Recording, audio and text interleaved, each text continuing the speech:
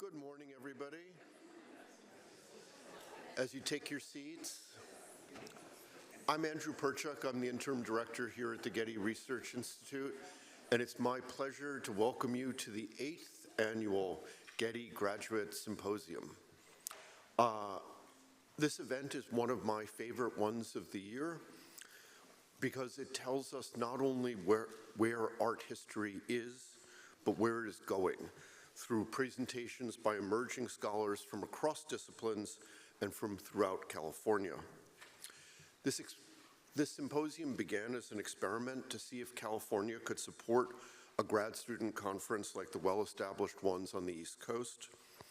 And the fact that it is now a signature program of the Getty is a testament to the dedication of the faculty at our 9 partner institutions who not only help shape the student presentations, but come here to introduce and sometimes to act as moderators.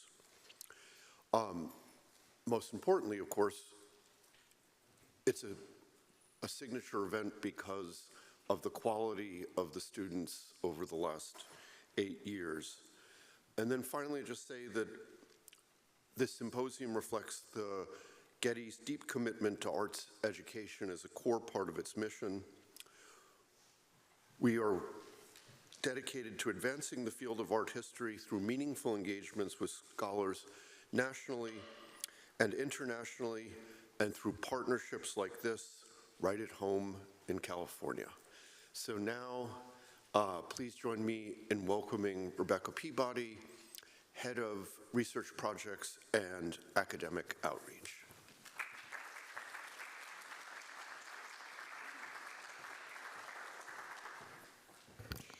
Good morning, everyone. I'm Rebecca Peabody, one of the organizers of today's event, and it is really a pleasure to welcome you here to the 8th annual Getty Graduate Symposium.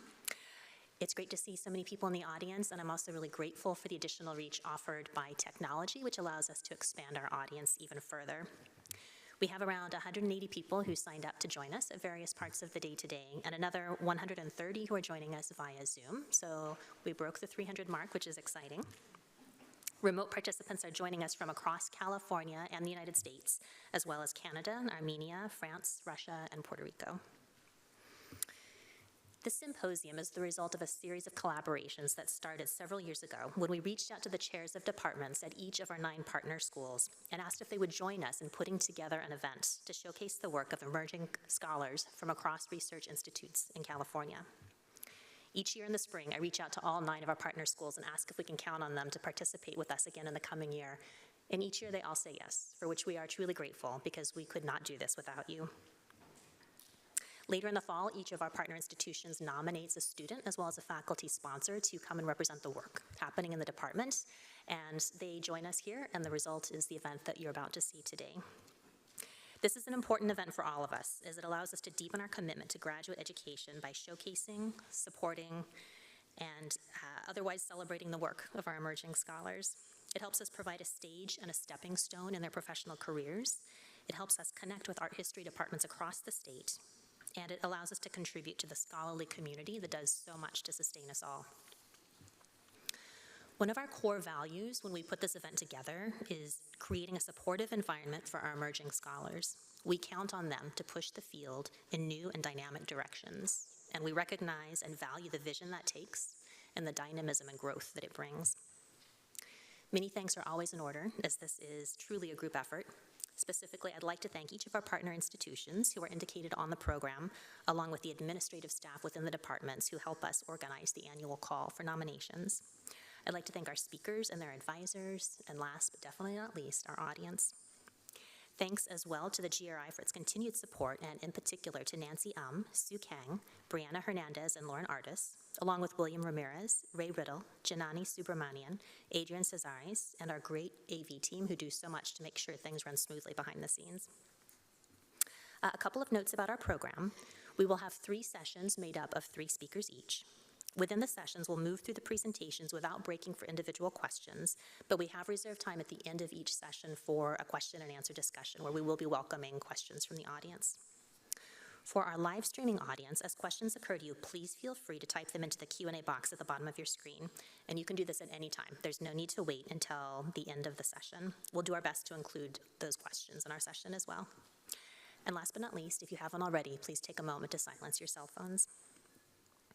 And I would now like to welcome our first speaker, Margot Yale, who will be introduced by Suzanne Hudson, both of whom are joining us from the University of Southern California. Welcome, Margot and Suzanne.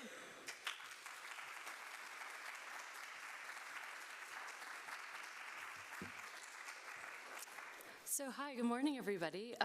Thank you so much, Rebecca, and thank you to everyone in the audience and remotely for being here. I also want to thank the GRI staff and everyone for bringing us here and for all of your work, not just today, but more generally in fostering community and a conversation, for which we're very grateful. So it is my great privilege to introduce Margot Yale, who is a PhD candidate in art history at USC. She will be leaving us soon with a graduate certificate in visual studies as well, when she defends her dissertation later this spring. She is a graduate of Princeton University, where she studied art and American studies, and has worked at the Princeton Art Museum, the Whitney Museum, the Museum of Modern Art, and has most recently served as an Andrew W. Mellon Fellow in Modern and Contemporary Art at the Metropolitan Museum of Art in New York. I should also, and not incidentally, note Margot's tenure here at the GRI, where she served as a research assistant in the Scholars Program, and then as a research assistant to the Deputy Director. A recipient of numerous fellowships, honors, and awards, she is a specialist in American art, histories of Euro-American print, and American popular culture and labor history. She has recently published essays on artistic demonstration at the end of the New Deal and on the therapeutic possibilities, but also limits, of the quote-unquote corrective value of Lucien Bloch's mural Childhood, painted in 1935 at the Women's House of Detention in New York City as part of a network of medico-carceral sites. Her talk today derives from her dissertation, From Red Feminism to the Blacklist, Labor Schools and the Work of Art, 1935 to 1957, which examines why working-class adult education centers, or labor schools, in the United States emerged as key sites of institutional support for leftist women artists during the 1940s and 1950s. It explores how these artists, each blacklisted by the federal government for their political affiliations, fostered solidarity with multiracial working-class audiences through their teaching and, more broadly, through artistic practices rooted in printmaking and reproductive media. So again, it is my great privilege and also pleasure to welcome Margot Yale.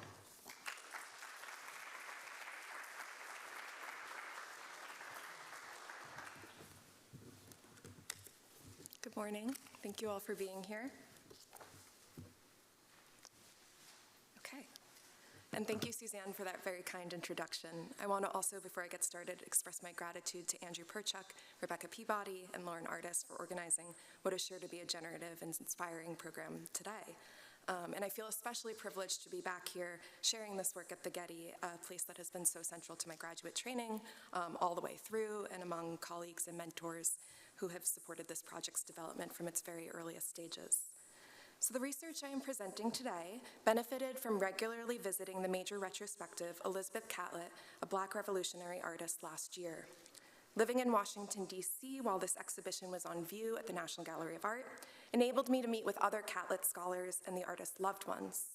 And there are many people I want to thank for their generosity, some of whom are watching online today, including Francisco Mora Catlett, Naima Mora, Melanie Herzog, Abby London Crawford, Mary Lee Corlett, and especially Delilah Scruggs. So this retrospective was the first to bring together the surprising breadth of Catlett's early practice. Closely studying these works on view confirmed my theory. Sewing, as both a material and an intellectual practice, formed a foundational and entirely overlooked through line across 7 decades of Catlett's career.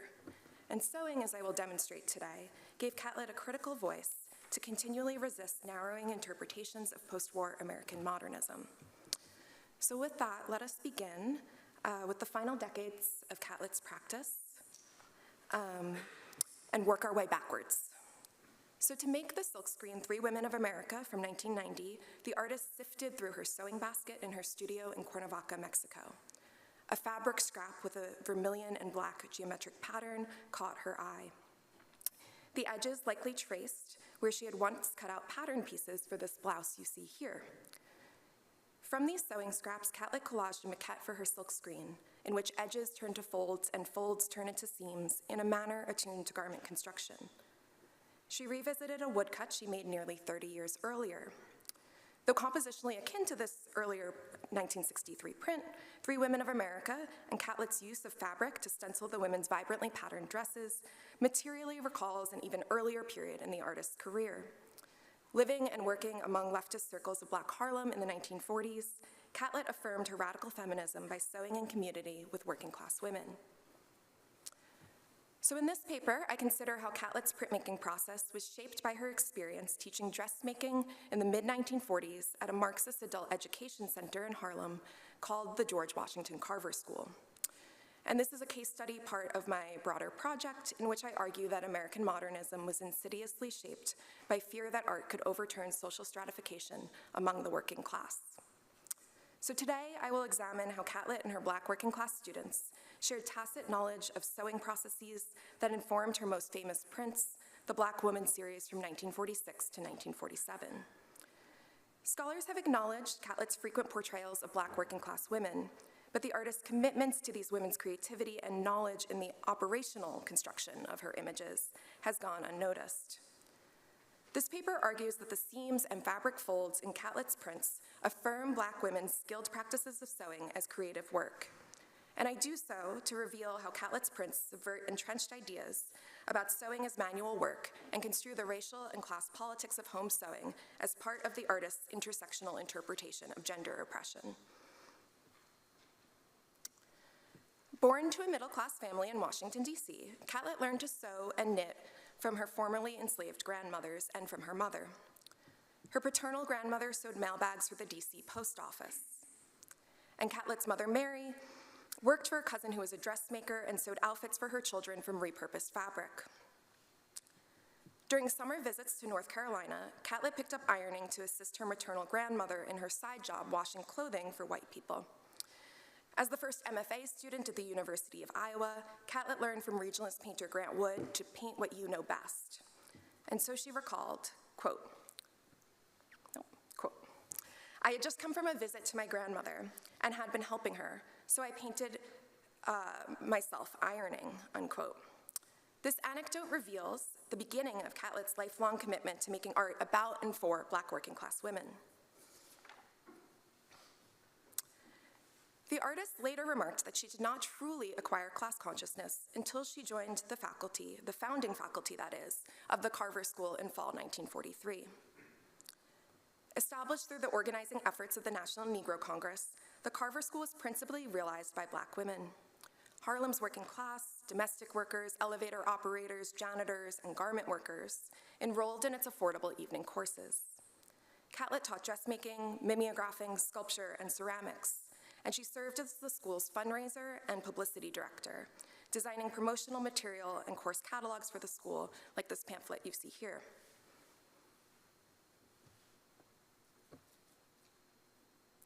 Catlett's regularly offered how to make a dress course, instructed students in how to use commercial paper patterns to make customized garments. This was a skill that was in urgent demand due to wartime fabric rationing, which fueled interest in home sewing. Catlett brought her own Singer sewing machine that you saw in that photo in the beginning to class, and students fundraised for additional machines. Teaching at the Carver School was Catlett's first sustained encounter with the urban Black working class. Approaching teaching as an opportunity to learn from her Carver School students, she recalled, quote, I began to realize that people with a lack of formal education have good taste and the same cultural needs as we fortunate university people, unquote, referring to her own education at Howard University. The collaborative Carver School was housed in a loft on 125th Street. While no photographs of Catlett's dressmaking class survive, 2 of her sculpture and pottery class demonstrate the institution's conviviality. Classes operated in shared rooms, as seen in this photograph at right here of Catlett's class, which is behind Norman Lewis's painting course. American Studies scholar Christina Heatherton roots the radicalism of Catlett's pedagogy in her ability to teach dressmaking as also a critique of how commodity, labor power, and capital are entangled in structures of power shaped by race, patriarchy, and class. Labor historian Tobias Higbee describes this method of instruction as pedagogy of the organized. Teachers guide workers through discussions of analytical threads in the fabric of their own lives. And from students, including Miriam Andrews, a former garment worker and the first Black window trimmer at a Harlem department store, Catlett heard directly from Black working-class women about their material conditions and labor power. By adopting this bidirectional knowledge exchange, she also reshaped her understanding of sewing as a cerebral and creative act. This experience at the Carver School also constituted the artist's most sustained contact with Black domestic workers, the linchpin of Harlem's labor movement. As art editor at the National Negro Congress, Catlett participated in the fight to extend Social Security benefits and collective bargaining rights to domestic and agricultural workers. She developed lifelong friendships with Black radical feminists such as Marvel Cook, who authored undercover exposés of white housewives' cruel hiring practices of Black domestic workers. And she ran in similar circles to Audley Moore, who organized the Women on the Works Progress Administration's Garment Project in Harlem, a multiracial workplace. Catlett later remarked that her students and community in Harlem taught her, quote, a lesson that began a change in my life's direction, unquote. She said she was, quote, ashamed for looking down on these people when it was my ignorance that was looking down on them. I realized I had a debt I hadn't paid, unquote. In 1946, Catlett relocated to Mexico, where she would live for the rest of her life, and I'm happy to talk about in the Q&A how she ended up in Mexico and why she stayed there.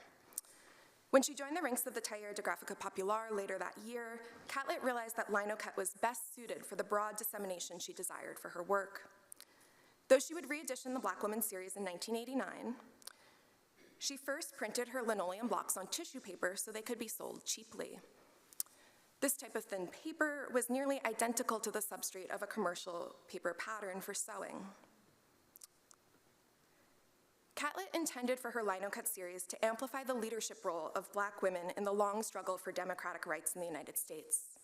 The accompanying titles of her 15 prints form an epic poem that spans the iconic, with historical figures such as Harriet Tubman, and the common, including women learning, working, and organizing. Prior to joining the Taller, Catlett had limited experience with printmaking and minimal access to a printing press. Yet she was intimately familiar with the logic of reversal, a fundamental characteristic of printmaking. To match plaids or patterns in fabric necessitated a spatial imagination and thinking in reverse. At the Carver School, Catlett taught her students how to align pattern pieces and sew right sides together to produce seams. Aligning and inverting fabric pieces is akin to registering a matrix and paper to create a reversed image. And for Catlett, this knowledge was embodied in her spatial awareness of pattern reading. So preparatory sketches for special houses reveal how Catlett naturally thought in reverse. She first drew two women facing away from each other, and then she turned them inwards to stitch the two portraits into one composition with an invisible seam. The sketches show the women in states of psychological isolation, with one's profile confined by a tenement building.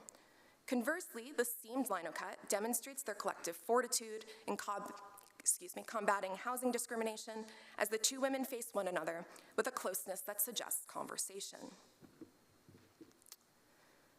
Catlett's proficiency in reversal is also evident in three related portraits of a domestic worker. She likely produced this lithograph first, followed by the lino cut in other folks' homes, and this painting the following year. This iterative development represents a kind of double reversal, a paper pattern traced and cut twice. While sewing from a pattern shares commonalities with printing a matrix, these practices also critically diverge. Printing a matrix allows for indexical reproduction. Sewing from a pattern affords customized alterations between use. With sewing patterns, multiplicity and indexicality are not mutually exclusive. In both the lithograph and the painting, Catlett dressed her subject in a band collar. In Another Folks' Homes, by contrast, she outfitted her subject in a Peter Pan collar. The difference is subtle but consequential. Wartime fabric shortages prompted a make-do mentality among home sewers. and pattern companies began selling collar and sleeve patterns so women could remodel dresses that they already owned. Such variation in how Catlett depicted this woman's clothing recalls this practice of remaking. Her palette in the painting further evidences the sartorial lessons she learned from her students. She encouraged them to sew dresses in vibrant colors to express individuality. Her students, however, taught her that dark colors were preferable for everyday wear because they concealed dirt more effectively, a quality especially suited to the manual labor of domestic work. Dress patterns can also be made through the process of draping or pinning fabric on the body directly. Catlett used a similar process in her artistic practice. First, she modeled a figure, then she used drapery to enhance her form. She often used her own body. She tried out poses and clothing she would dress her subjects in, as seen in these photographs of her posing in a suit for her monumental statue of Louis Armstrong. On this process, Catlett remarked, quote, "When I am bathing or dressing, I see and feel how my body looks and moves. Many times I assume the pose myself to see where the stress is, to know where to exaggerate, where to minimize for some emotion," unquote. For I Have Always Worked Hard in America, her husband Francisco Mora modeled a scene captured in what is likely to be a preparatory gouache. While Catlett depicted a Black woman, she rendered how the folds of an olive green skirt and gray-blue blouse, suitable colors for domestic work, fell on her husband's body as he wiped the floor. The blouse gathers at the crease of his waist, and the skirt snags just below his knees. In draping, pinned fabric is marked in pencil with seam lines, tucks, and darts, and transferred to a two-dimensional drawing on paper. Here, Catlett performs a similar operation, translating the draping on her husband's body to the linoleum block, and carving the fabric's heft, tensions, and folds into its flat surface, then repeating the process to demonstrate the perpetual strain of domestic labor on a Black woman's body.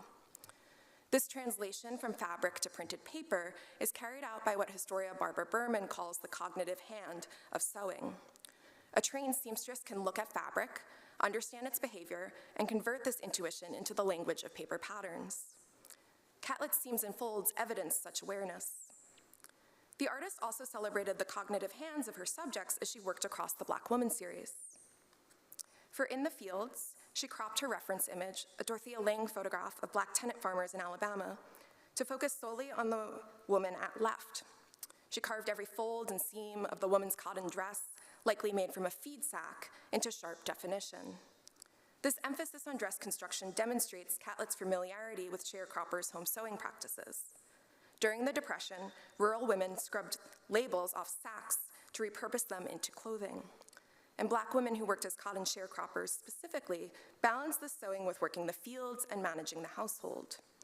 In Depression Alabama, they met to strategize union efforts, discuss labor news, and cultivate political consciousness under the guise of innocuous domesticity, or so-called sewing clubs. And though the labor press paid little attention to the political efforts of Southern Black women, Catlett may have learned about this consciousness-raising model through other channels. Certainly, her dialogic approach to how to make a dress resembled it. Pattern illustrations include deliberately highlighted seam lines that aid dressmakers when purchasing patterns. By the 1940s, it was standard for commercial patterns to include illustrations of the finished garment. Accentuated seam lines allowed dressmakers to assuredly select patterns aligned with their skill levels, as many patterns, like this one from a company called Simplicity, proved actually to be remarkably complex once unpackaged. Catlett was familiar with these visual conventions because she studied design with Lois Mailou Jones as an undergraduate. Before changing majors, she thought she might earn a living as a textile designer. In an assignment from Jones's class, Catlett followed pattern illustration conventions. The white model with coiffed blonde hair, her dramatically exaggerated body proportions, and this full frontal position we see here. She registered every seam, fold in the cowl neck, and scalloped waistline with technical precision.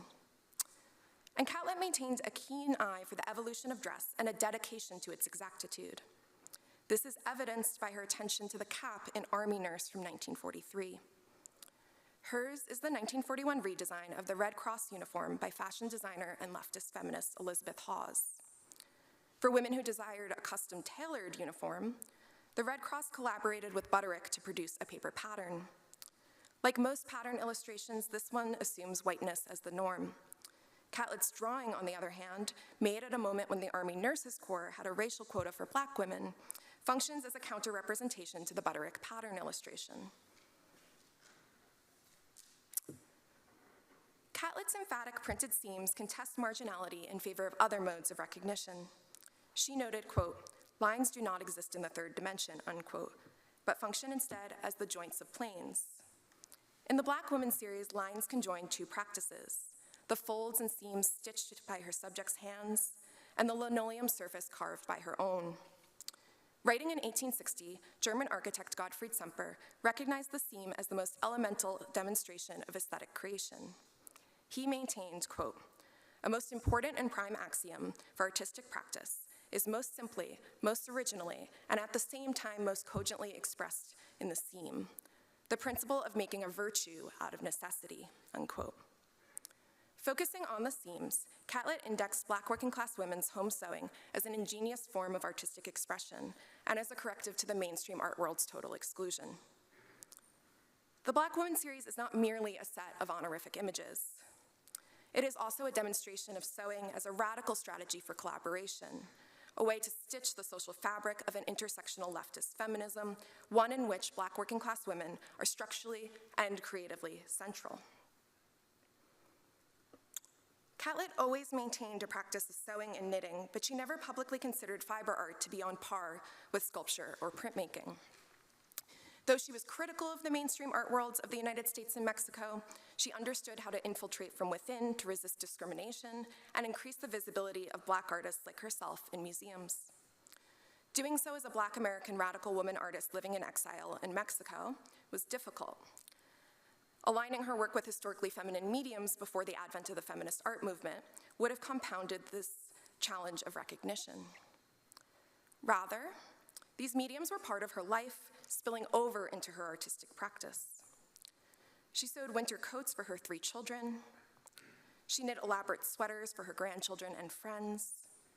She taught her daughter-in-law how to make patterns from newspaper to sew skirts for her Afro-Cuban dance ensemble. To find evidence of Catlett's fiber art practices has required looking for a proverbial needle in the haystack or actually just a needle in the archive. It has also necessitated speaking to her loved ones about how she demonstrated the profundity of her care. I was delighted when Catlett's friend met me for tea wearing a sweater knit by the artist. For Catlett, sewing was not merely about the politics of labor.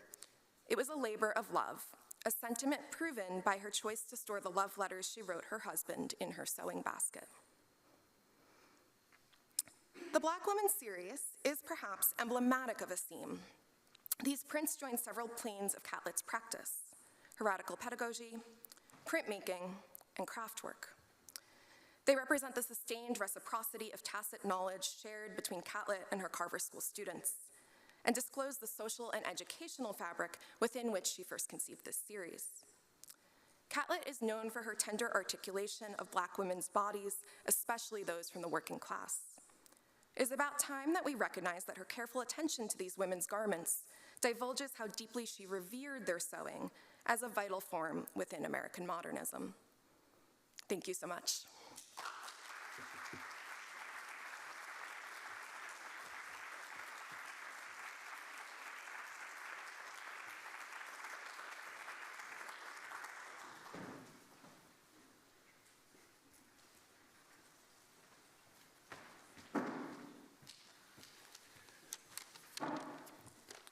Good morning, everyone.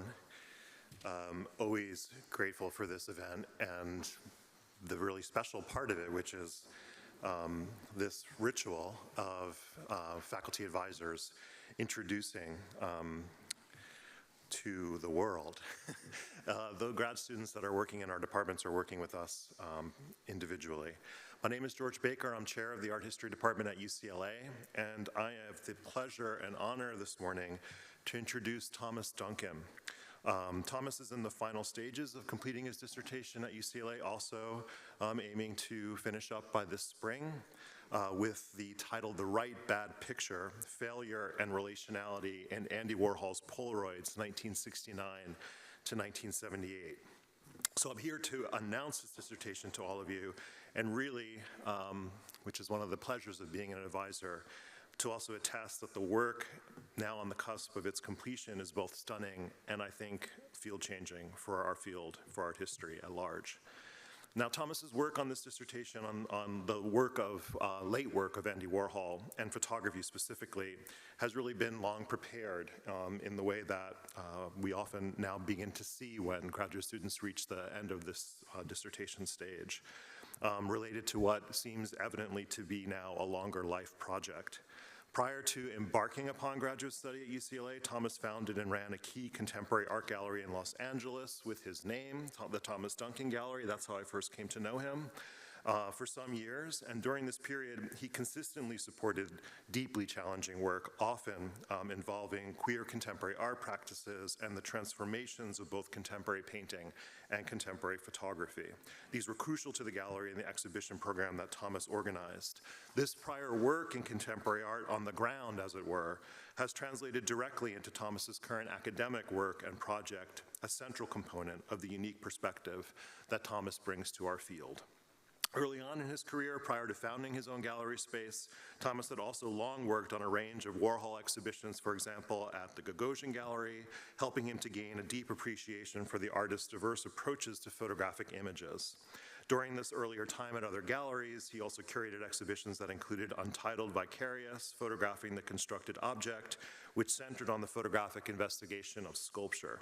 These curatorial projects led directly to the continued exploration of photographic interdisciplinarity, as Thomas calls this in his work, in his eponymous gallery in the years to come.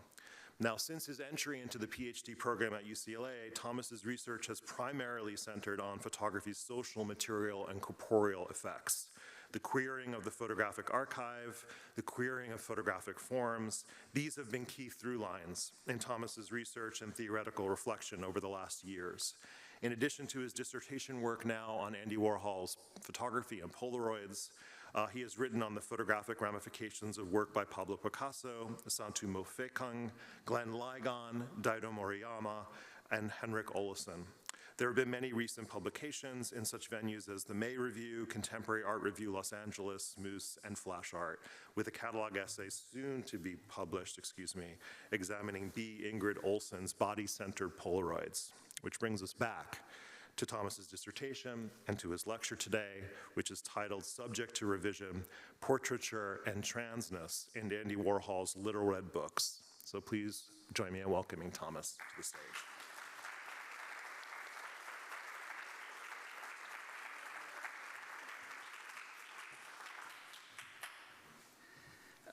Thank you, George, for that wonderful introduction. I'm truly touched. And thank you, I want to echo Margot's sentiments. Thank you to the GRI for organizing this. It's a wonderful opportunity for everybody, and I am very grateful to be presenting my work here today. Yeah, I think George said it all in terms of what my research is and what I'm going to be presenting here today. And of course, thank you all for coming. I appreciate it. From 1969 to 76, pardon me, I'm going to grab my glasses. From 1969 to 76, Andy Warhol produced 310 pocket-sized photo albums he referred to as the Little Red Books, each with 20 pages that hold Polaroids in place with transparent plastic sleeves.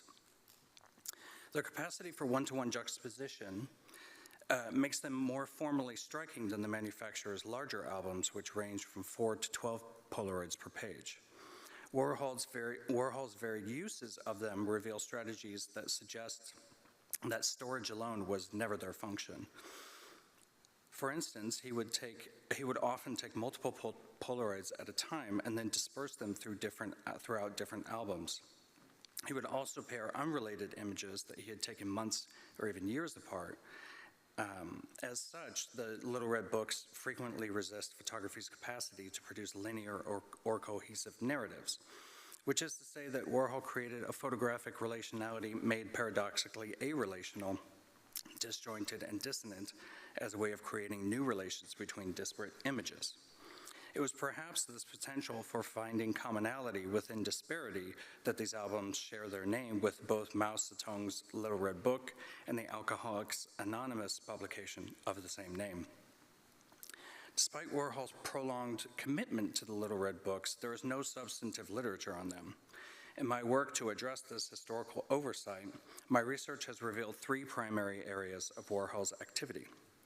Circa 1969 to 71, these albums indicate his preoccupation with nude performance. Circa 1972 to 73, they offer a diaristic reflection of his increasingly elite social life.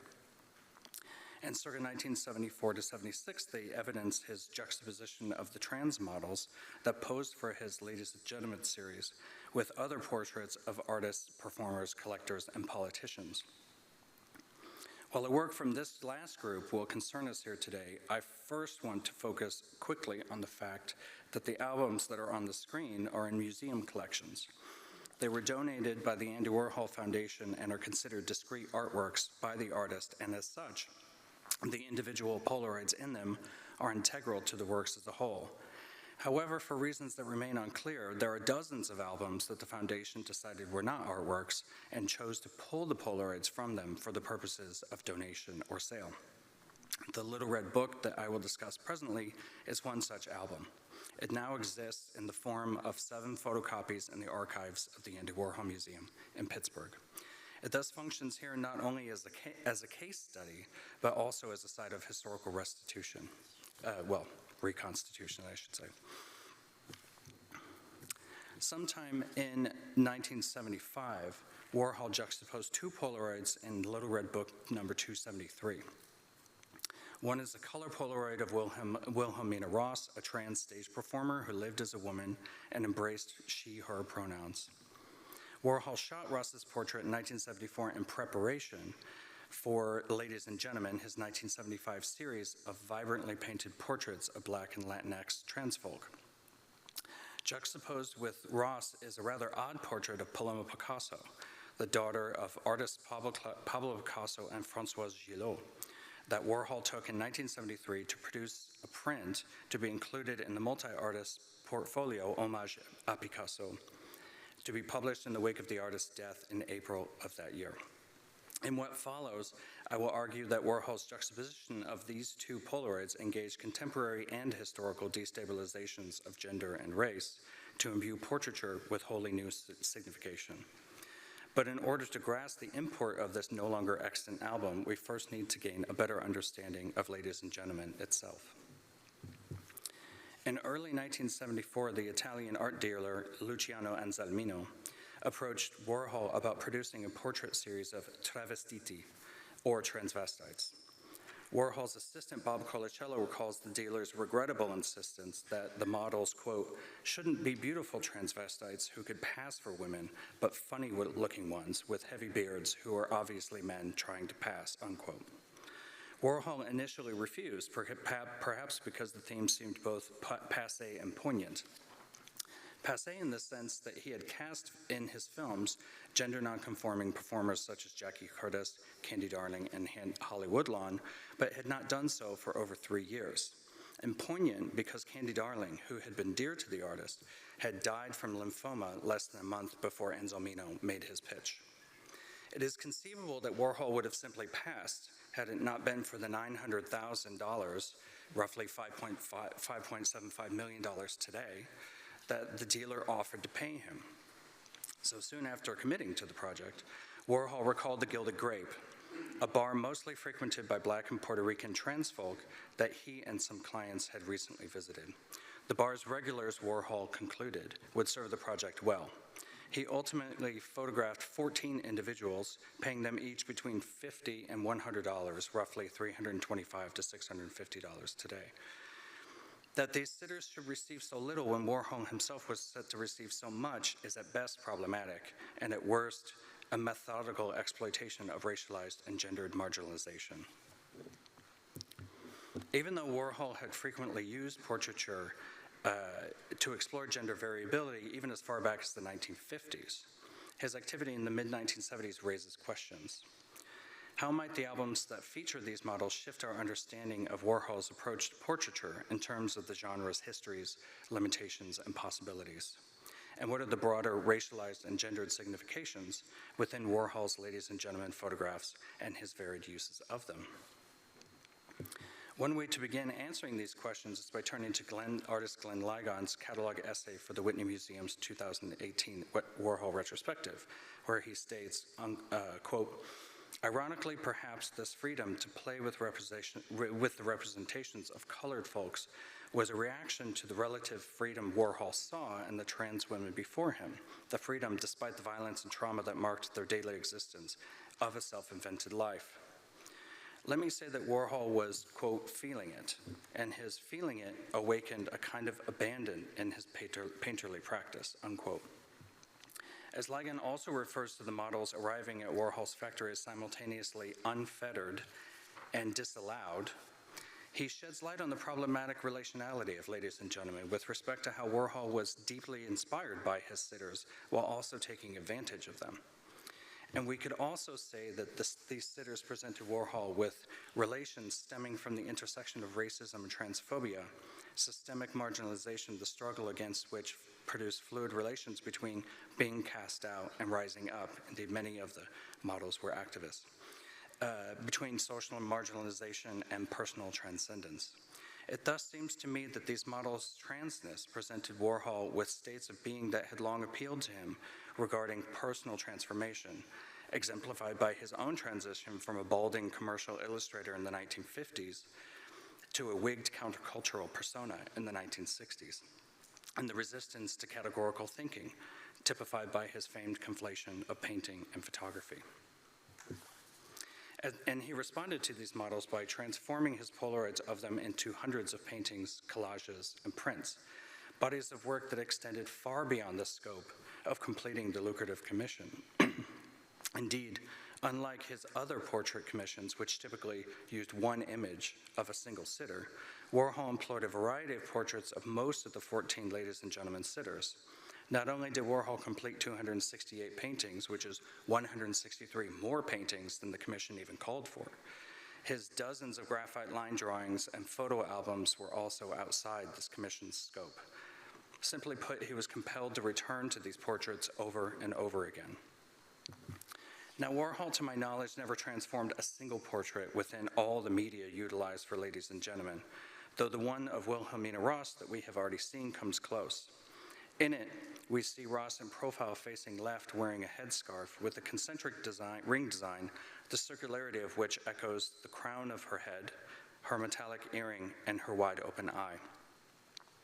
Ross's perfectly manicured nails contrast with the labor that had gone into her construction of femininity elsewhere, maneuvers that importantly do not read as drag, as a performative exaggeration of femininity, but as a process of self-transformation that allowed her to be who she knew herself to be. When we regard how Warhol transmuted her portrait within a painted surface, myriad differences present themselves. From the start, we sense that the contrast between light and dark is far more amplified than in the Polaroid. Ross's face appears so darkly here that her eyeliner and her false eyelashes vanish, making her appear far more masculine than we know her to be. Yet on the right, the screen fails to inundate the crevices left by Warhol's brush, a failure that ultimately serves to accentuate the presence of Ross's glamorously languid fingers. With this, the painting holds in tension painting and photography, masculinity and femininity, innate and cosmetic selfhood, as if Warhol were testing the ways in which these conditions pass from one to another.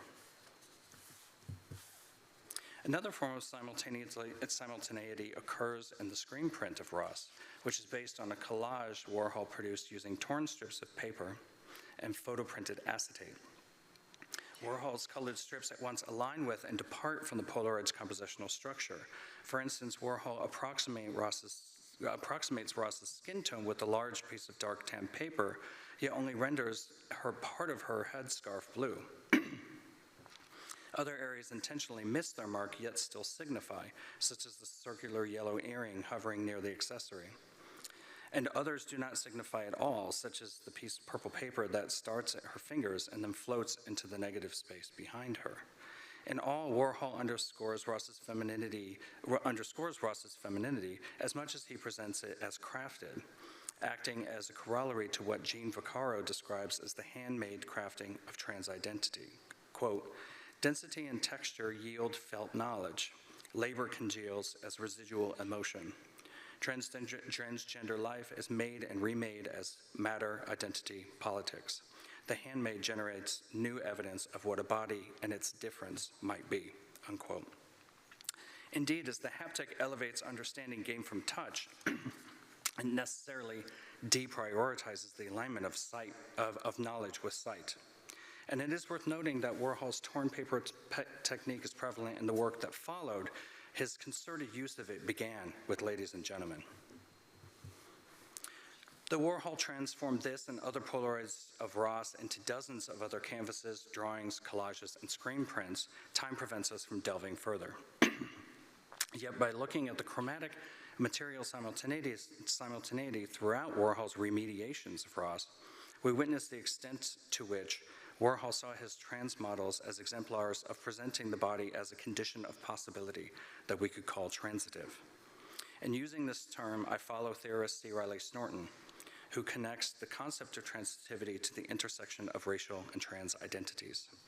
Transitivity is significant for Snorton not only because of its standard definition of passing into another condition, but also how it denotes the construction of grammar as instantiated by the transitive verb to be, as always possessing the capacity to become am, are, or is, depending on the subject. Snorton writes in his introduction, quote, as a grammar, the transitive provides critical insight into the transubstantiation of things. And this study begins by tracing the circulation of black and trans as they are brought into the same frame by various ways they have been constituted as fungible, thingified, and interchangeable, particularly within the logics of transatlantic exchange, unquote. For Snorton, the relations between transness and blackness resist fixed definition precisely because they are transitive. That is, they exhibit the capacity for revision and transformation depending upon shifting cultural and political contexts. It thus seems to me that what Warhol was feeling were the myriad ways in which the model's racialized and gender nonconforming identities gave way to forms of self-invention that presented selfhood as always already transitive, as subject to revision. Now, to be clear, I'm not arguing that Warhol presaged Snorton's theorizations and set about making them material and manifest. Rather, I contend that Warhol's trans models embodied more than his other sitters the transformational qualities of becoming, both in terms of passing from one condition into another, here instantiated by the general idea of masculinity transitioning into femininity, and destabilization, the transversal cutting across gendered, cultural, and aesthetic boundaries that calls into question those very boundaries. With this, let us return to what was Warhol's final transformation of Ross, his juxtaposition of her with Paloma Picasso. Within the roughly 25 black and white Polaroids Warhol took of Paloma, she often appears topless with her right elbow raised in the same manner as the figure second from the left in her father's 1907 canvas, Les Demoiselles d'Avignon, and with paper pasted to her face in reference to Picasso's collage. Despite such ad hoc methods, Warhol's allusions to Les Demoiselles d'Avignon as the so-called spark that ignited Cubism and Cubist collage chart the history of Picasso's transition from the painted, quote, analytical Cubism into its later synthetic manifestation, all conjugated within the plane of Warhol's photograph. But if Warhol reveled in traversing two periods within Picasso's oeuvre, he was equally invested in the modernist exploration of gender mutability. As George Baker has convincingly argued, the five figures in Les Demoiselles d'Avignon take on both masculine and feminine qualities, never firmly landing on either as Picasso's way of using gender to call into question the categorical limits imposed upon the body and its representation.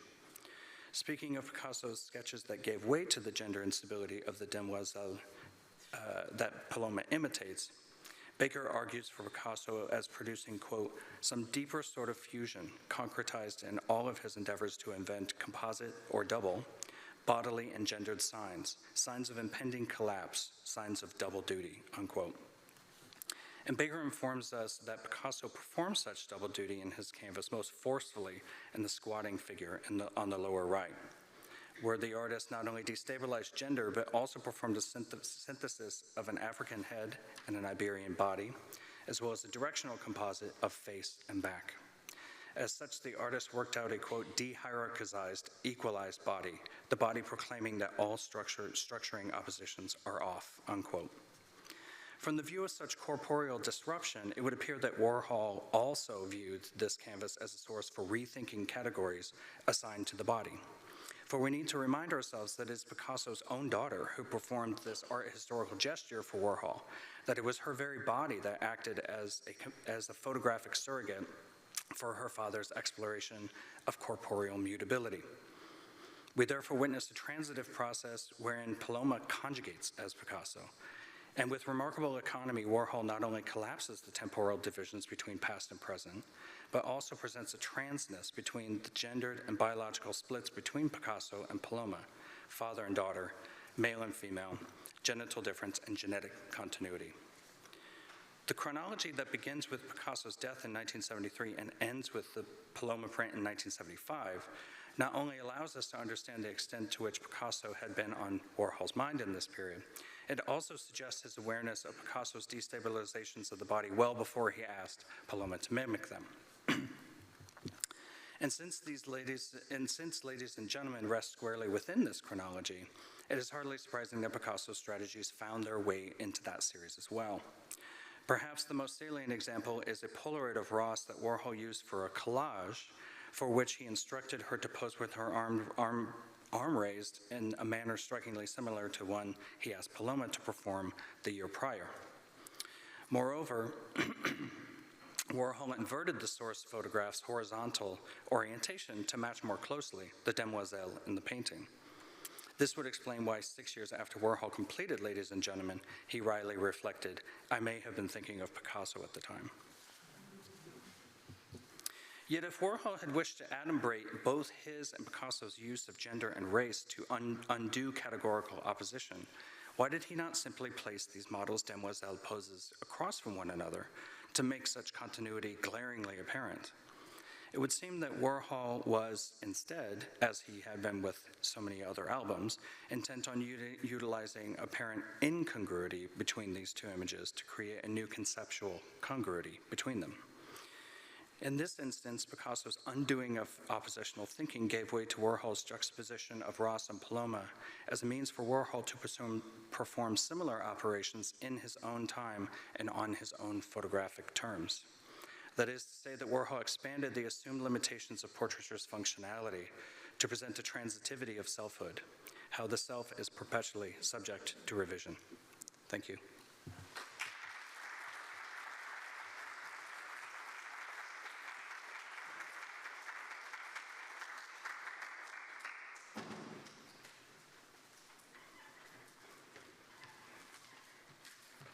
Hi, I'm Richard Meyer, professor at Stanford University in the art history program and the director of American Studies. Very pleased to introduce a student that I've worked with extensively. I think extensively. Would you say that? Where are you? Oh, sorry. Dejan Vasic is an art historian and curator of late modern and contemporary art and moving image media, particularly concentrating on conceptual video, photography, and film and media works. He holds a BA and an MA in art history from the University of Belgrade and is currently a PhD candidate in the Department of Art and Art History at Stanford. Dejan is passionate about the history of exhibitions, museology, and curatorial practice. He is invested in writings in the first person and frequently collaborates with artists who battle social, economic, and political problems.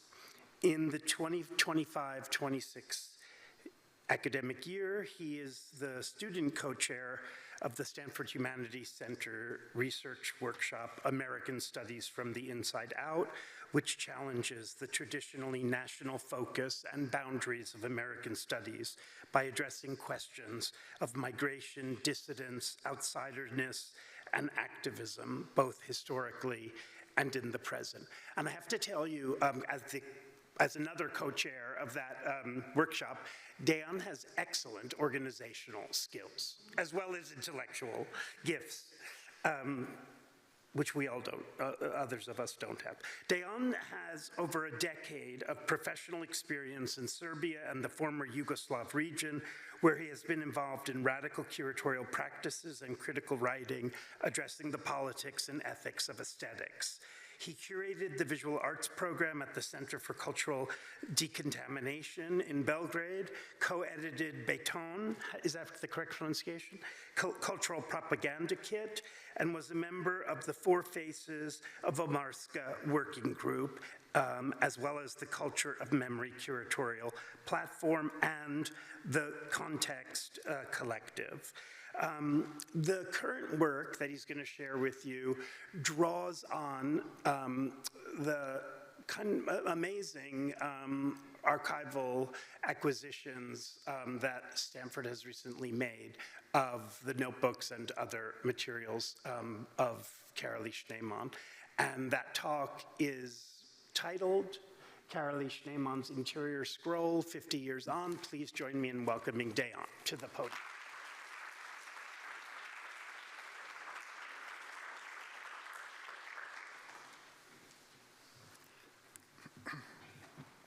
So thank you, Richard, for this marvelous introduction. I would also like to say thanks to the Getty and especially to Andrew, Rebecca, Laureen, and Sue, who are our hosts here and making us feel like we are at home.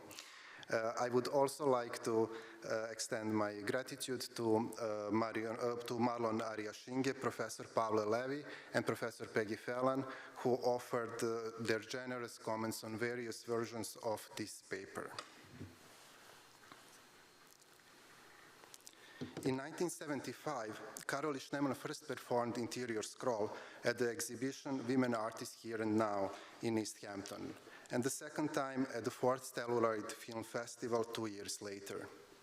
In this presentation, I offer a close reading of archival documents of Interior Scroll to reveal overlooked aspects and draw our attention to dialogues of feminism, visual arts, and film in the 1970s. Interior Scroll is groundbreaking feminist artwork, extensively studies across art history, performance studies from the 1980s on.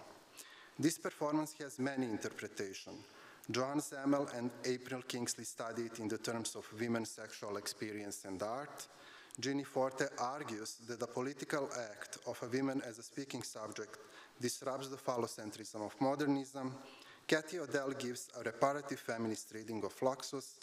Rebecca Schneider writes of an explicit body representation and primitivism in the avant-garde.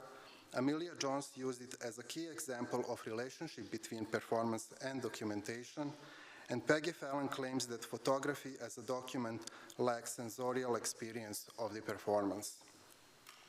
Contrary to widely accepted account, my research reveals that in 1975, Schneemann did not read I Met a Happy Man from the scroll, but rather Be Prepared, a text addressing sexism in the art world.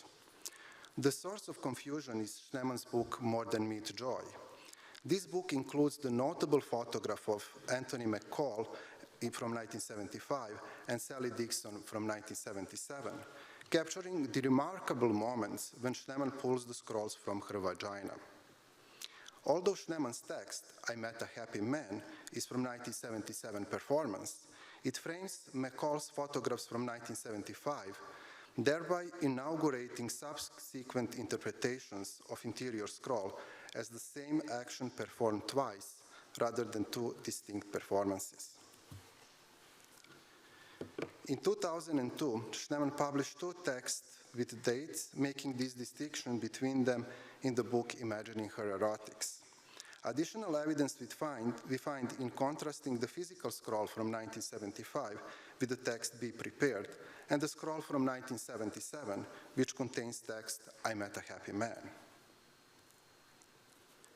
In 1971, with the seminal essay, Why There Have Been No Great Women Artists, Linda Nochlin opened the debate on art history and feminism, calling for a critical examination of the structural forces that shape artistic production and recognition. A wave of feminist art events followed, and among them was the exhibition Women Artists Here and Now, where Schneemann performed Interior Scroll. This 40-minute-long performance was documented in 108 photographs by Carrie Boretz, Fred McDermott, Peter Grass, McCall, and Dixon.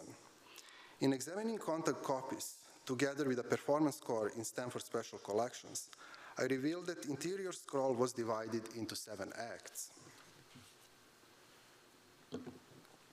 In the first act, Schneemann entered the gallery space covered with white bed sheets, evoking the way models enter an artist studio or a classroom. She mixed brown paint in metal can, removed the fabric, and climbed into the table. As a painter, Schneemann utilized her skin as a canvas. Paintbrush strokes became a declaration of her identity as an image creator. In the next act, Schneemann stepped down to the gallery floor and read aloud the introduction from her book, Cézanne, She Was a Great Painter. The cover features a drawing Schneemann made at the age of 5, depicting a figure recognizing their own reflection in the mirror. Note the painterly marks, which indicates that Schneemann read from this very copy during the performance in 1975. In introduction, Schneemann observed that at the age of 12, she knew only a few names of great artists, believing that some of them were women. This emphasis of greatness resonates with Nochlin's denunciation of greatness as a socially constructed concept that favors men. Schneemann decided that Paul Cézanne would be her mascot, assuming Cézanne was unquestionably a woman. After all, any in it is feminine. This interest in Cézanne dates back to childhood visits to Philadelphia Museum of Art. In 1955, as a student at Bard, Schneemann created an artwork after Cézanne based on a reproduction from a catalog her family acquired in the museum. She visited the museum in 1958, and in a letter to her partner, James Stanley, she wrote that 2 museum guards laughed at her drawings. In the same year, she painted a portrait of Jane Brakhage, in which, according to Patricia Mauro de Andrade, Schneemann is in dialogue with Cézanne and William de Kooning on the representation of femininity.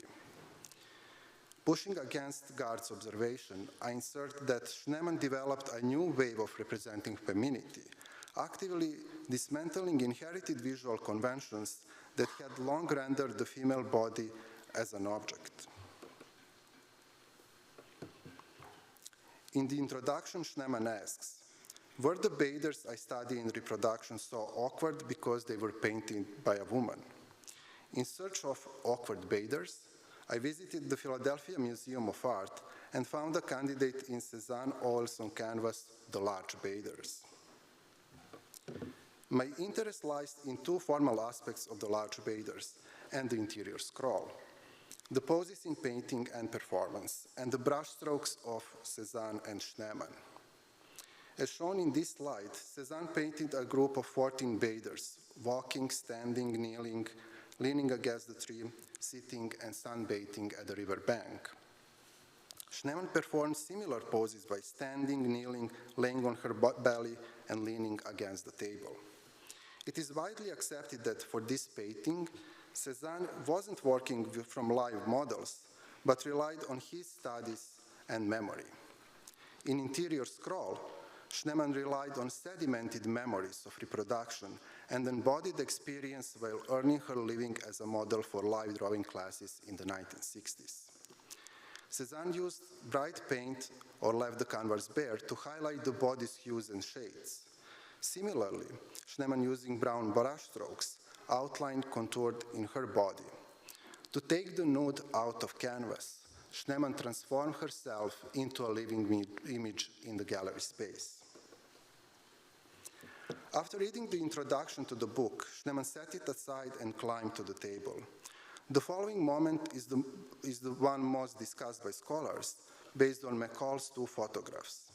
The movement of Schneemann's body, ascending from the lower level of the gallery floor to the top of the table, additionally intensified the dynamics of the reading.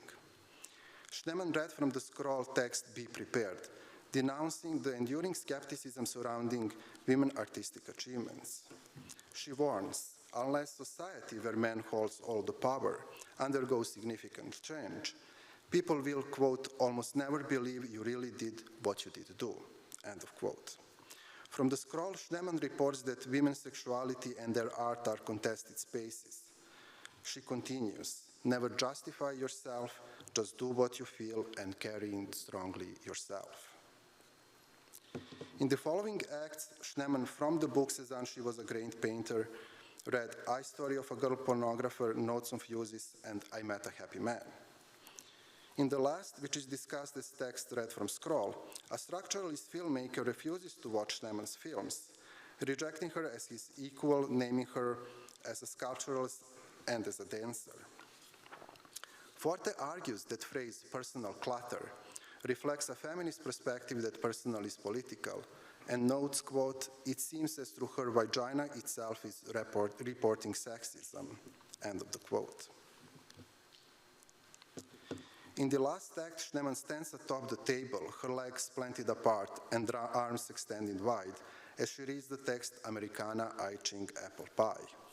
The comparison between stillness in Cézanne's painting and Schneemann's pose in performance makes explicit the powerful expression of gender performativity.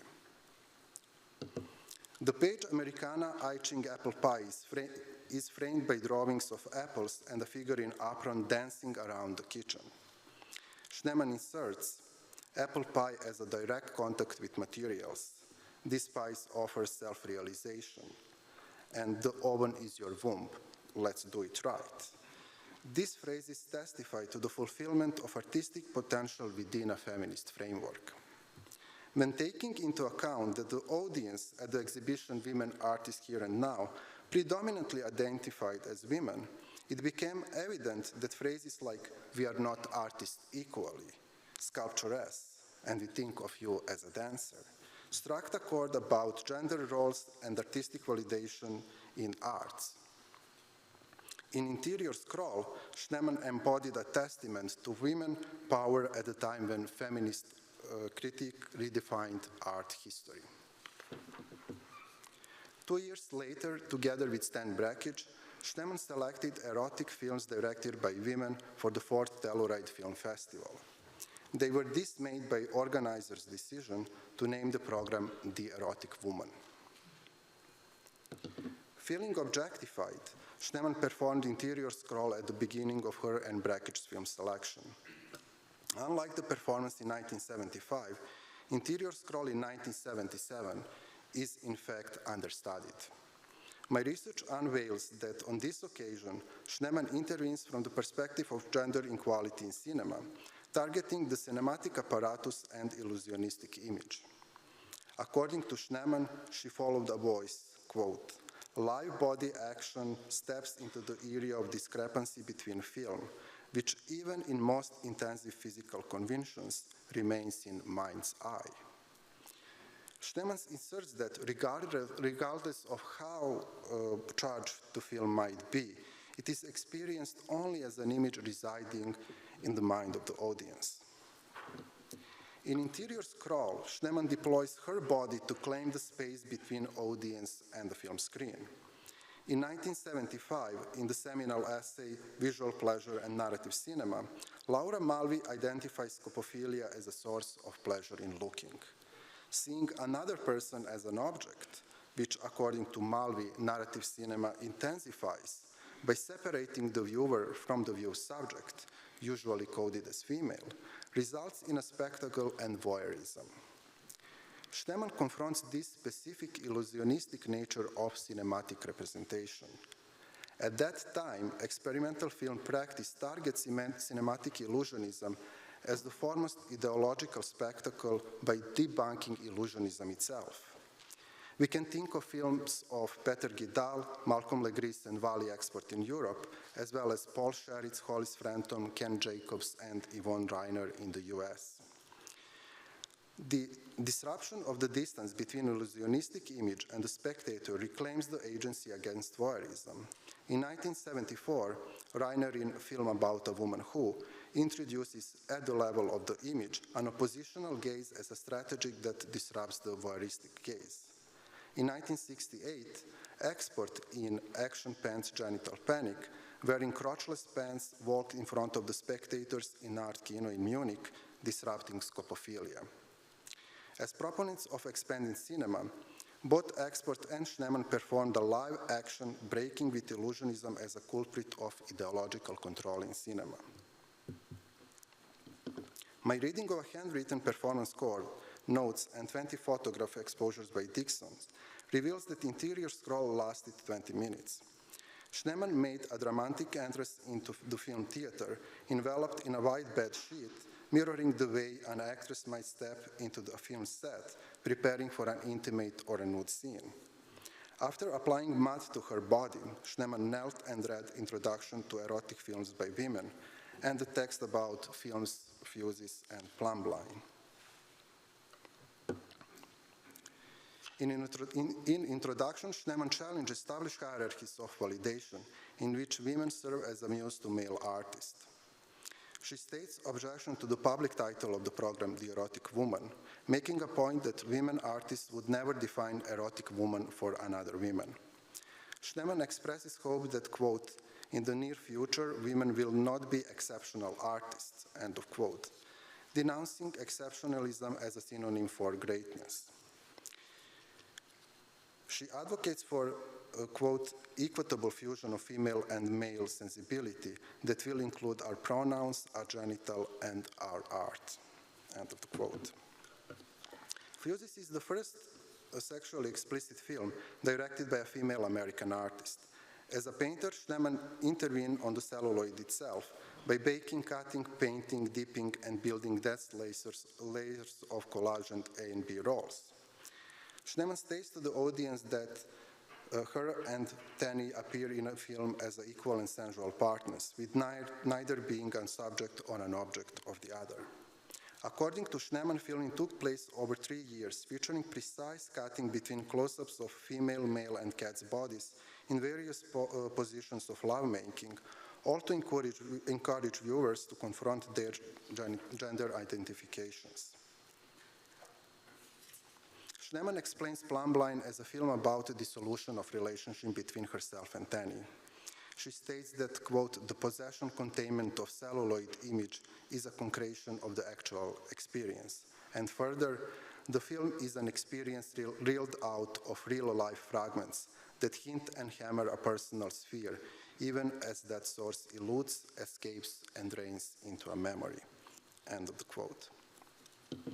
In the next act, Schneemann sets the papers aside, stood up, and pulled the scroll from her vagina like unfurling the film celluloid.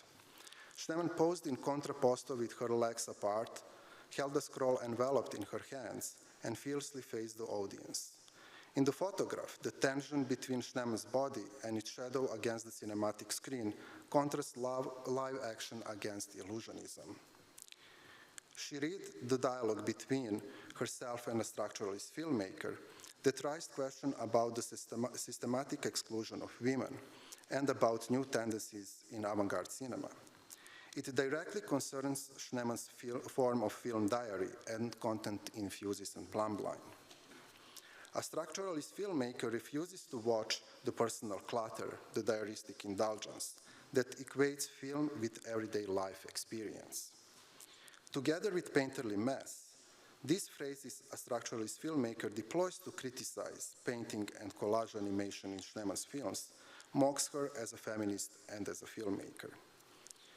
The words, quote, you have slithered out of excess and vitality of the 60s, end of quote, are targeting her formative years. Schneemann responds, during the half hour of pulsating dots, I compose letters, dream of my lover, write a grocery list.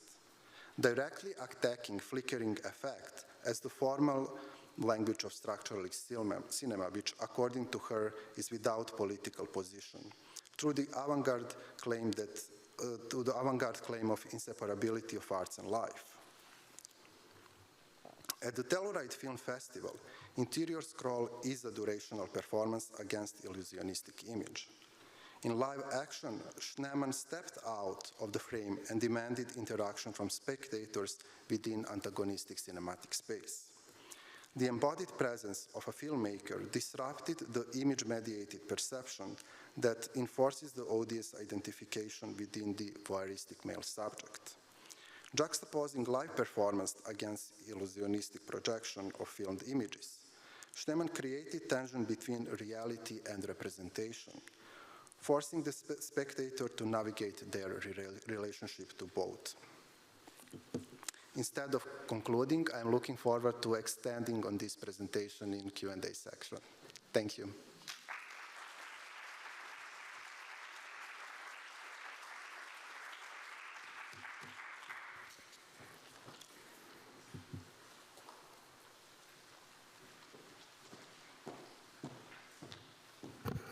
Thank you very much to Margot, Thomas, and Dayan for 3 rich and thought-provoking papers. I'd like to invite you all back to the stage now, along with Kristen Juarez, who will be moderating our discussion.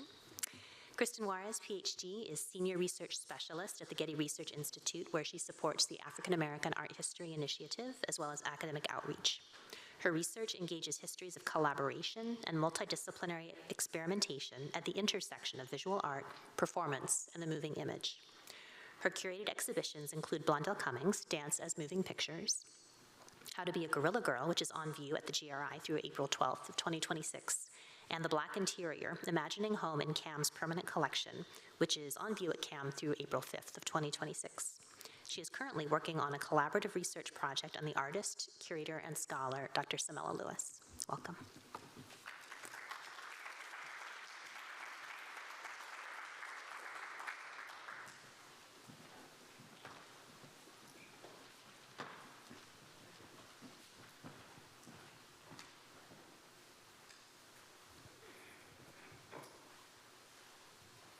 Thank you all for those incredible presentations, so thought-provoking and a testament to the forward future of the field.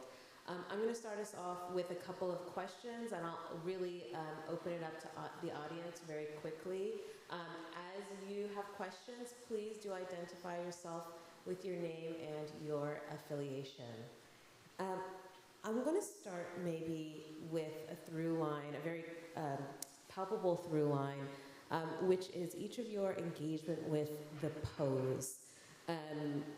You spoke, Margot, around Catlet either posing herself or having her husband pose. Dejan, you also spoke around the performance as a series of poses. And you also, Thomas, spoke around this kind of relationship to the subjects through their posing, and particularly through the relationship to Picasso. So if you could just kind of talk through a little bit more on how you are engaging with this kind of static moment of the pose, how it moves in and out of relationships to embodiment, and how you had to kind of think through that kind of richness of the visibility in your kind of research.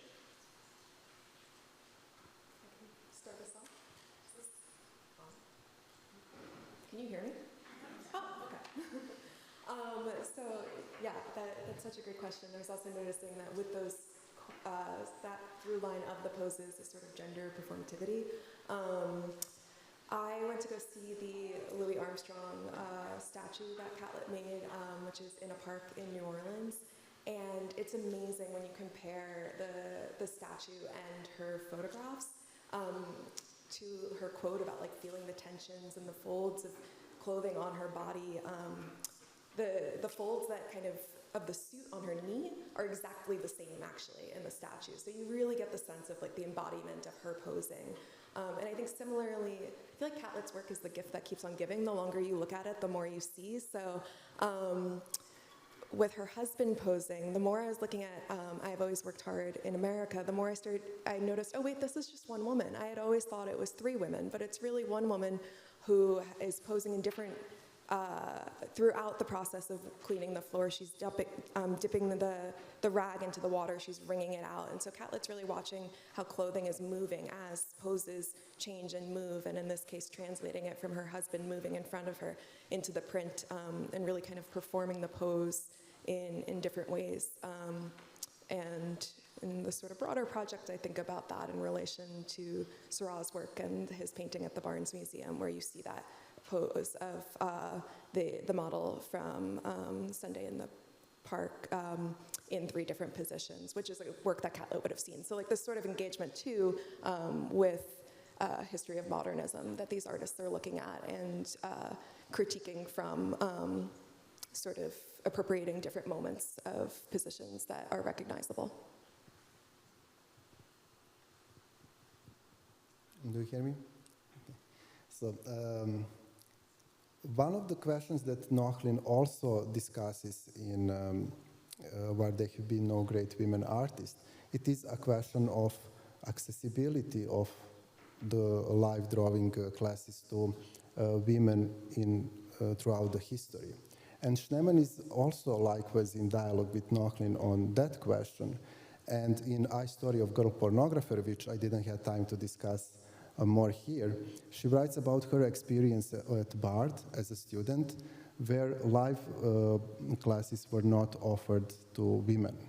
And she writes how she was painting herself in her dorm room, naked, exposing everything. These paintings were also stolen by her male collegians, and she was accused for violating the moral turpitude of the college, which led consequently to her dismissal from the program, and she continued to take classes from Columbia University and later graduating. The other is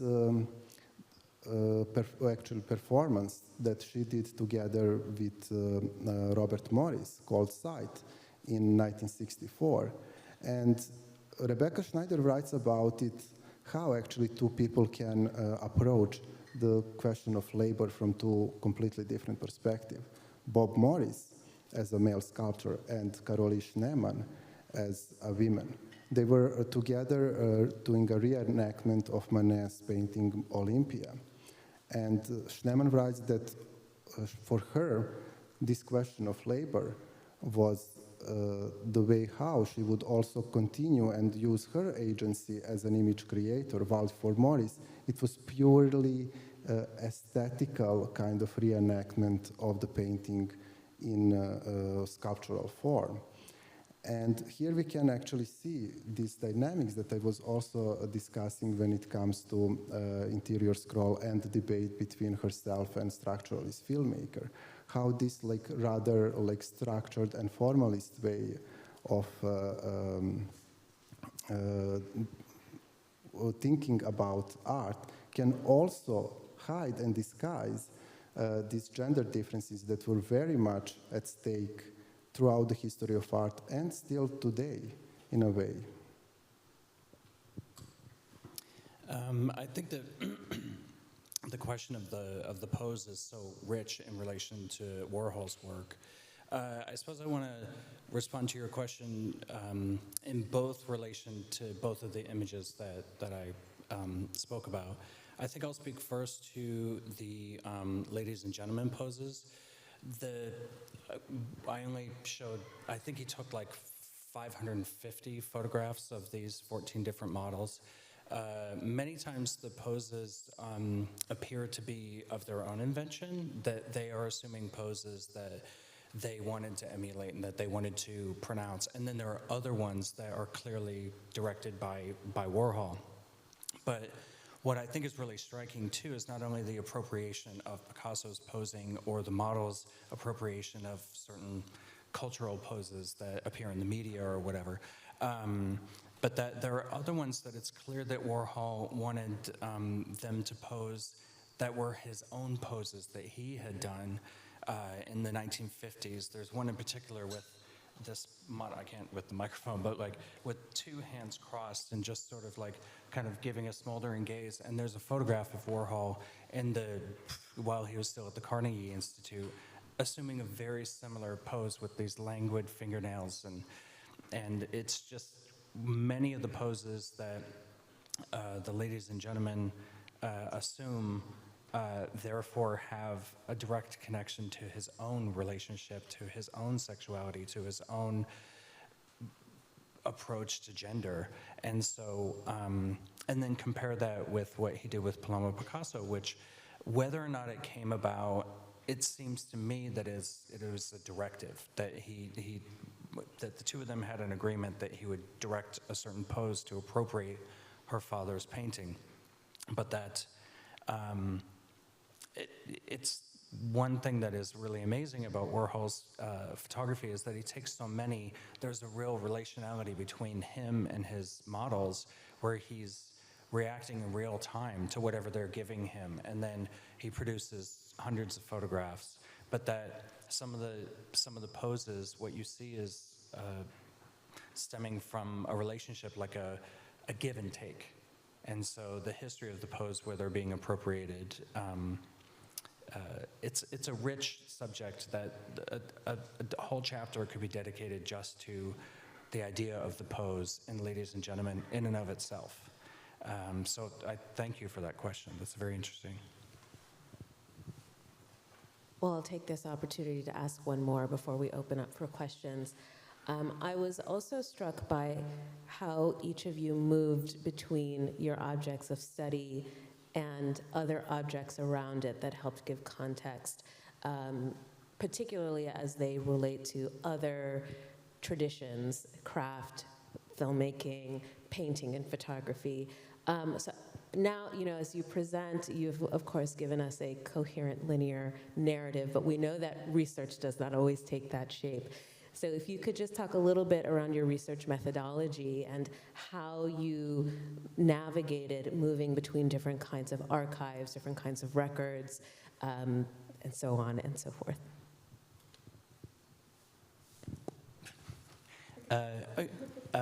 My experience was, since so many of these albums are, well, just to be clear, so many of these albums were donated by the Andy Warhol Foundation, and they gave them to literally hundreds of museums. Some of them are, like UC Riverside, or I believe the Getty, and even the Guggenheim Museum.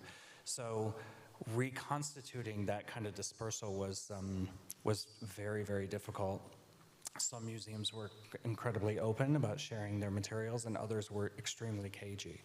So it was very difficult, but where my research really came alive in this regard was at the Warhol Museum, where I discovered all of these albums that had been dispersed, and where so many of them were presenting these, just after prolonged looking, just certain things started to emerge. And it was just really astounding that I saw a sort of intentionality that this two-page juxtaposition fell in line with films that were that Warhol made, like The Chelsea Girls, or another one called Outer and Inner Space, where there are two screens operating simultaneously, that it's this sort of relationship, or you're toggling between them, that the third relation that pops out.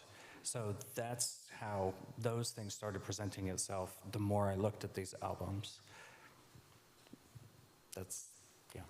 I'll let you speak. Okay. So when I started my studies at Stanford, our head librarian said we have 160 linear feet of Karoli Schneeman's archive on our tour in the library on my second day at Stanford. I was like, I need to take a look at that. And I know that there are also around 60 linear feet here at Getty, and I'm looking forward to look at those as well.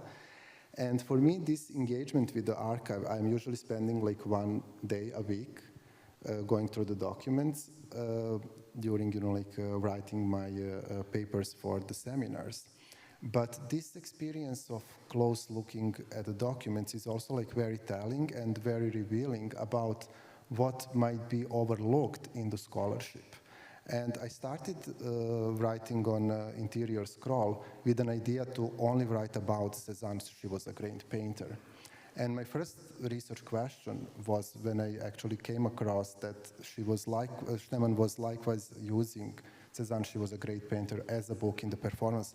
How comes that I have no idea about it?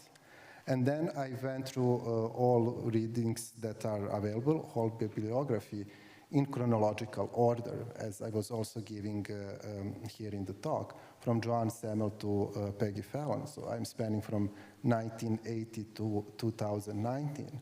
And it revealed to me that not only that this book is hardly mentioned, it also is that all scholars thus far were looking only at these photographs of Anthony McCall. And then I was going in direction of differentiating between the two performances, what exactly Caroline Schneemann was doing in 1975 and 1977. And I actually saw that, contrary to my understanding, that it was rather like short performance with just reading from the scroll. The first one lasted 40 minutes, it had 7 acts, the second one 20 minutes, and it had 3. And in that sense, working with archive, I believe, is truly, like revealing more than, like what is usually discussed in bibliography. I love that question. I love to kind of peel back the curtain a little bit. My dissertation kind of started with looking at the Black Woman series in summer of 2023 and being like, I think there's more here. Like, I think there's something really interesting happening with these images.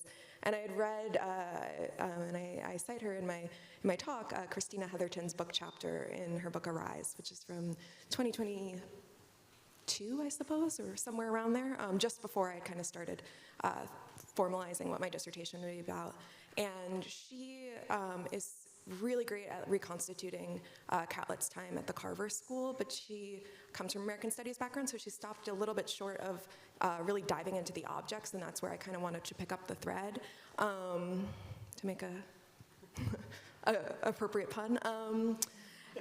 Anyway, and so then I saw that very strange early drawing, the fashion drawing that she makes as a student at Howard. I saw that it had been sold at an art auction, and I was like, there's no way this is real. Like, this really looks like a pattern or fashion illustration, but like, how strange, like this. And Elizabeth Catlett's legal first name was Alice, so it's signed Alice or A. Catlett. So I was like, I don't know, but like, who would forge a work like this, like an early work that's like completely out, like this wouldn't have like particular market value, like maybe it is. So I kind of had this working theory, okay, sewing's important, and then I saw the show, and this work was in the show, and I was like, oh, okay, I see the sort of connective threads here. Again, gosh, can't stop. As I was digging into this research, I was very fortunate. So Catlett has papers at the Amistad Research Center in New Orleans, which is housed at Tulane, and now 3 addenda, and the 3rd one had just arrived. And as I was meeting folks who work on Catlett, meeting her family and friends, everyone was like, yeah, she sewed and she knit, but like, that was just part of her life. And then seeing these sweaters, and then when I went through this new addendum, I had learned from Mary Lee Corlett that Catlett had used fabric scraps for that first print, 3 Women in America, and I was determined to find a photograph of her in one of the shirts that she had made, and the addendum was not yet processed, so I went through so many photos. I was smelling so much like off-gassing from like photographs. I was like, everything, it could be anywhere, like any cruise she went on, I looked at the photos, and then at like the last box I looked in, I found that photograph of her wearing the shirt. And so it's just kind of, the more people I talked to who knew her really talk about how this was really important to her, and really part of her life practice, and so it's kind of expanded from there, and yeah. Thank you. Good timing, I think, for me, in many ways. Are there questions coming from the audience? I see one down here. Oh, maybe we can start at the, okay, we'll go.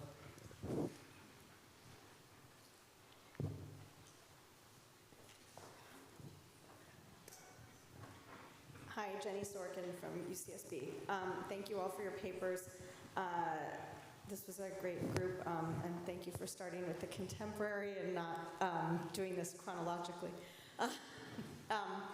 It's fun to flip. I wanted to ask about remediation and the concept of moving across.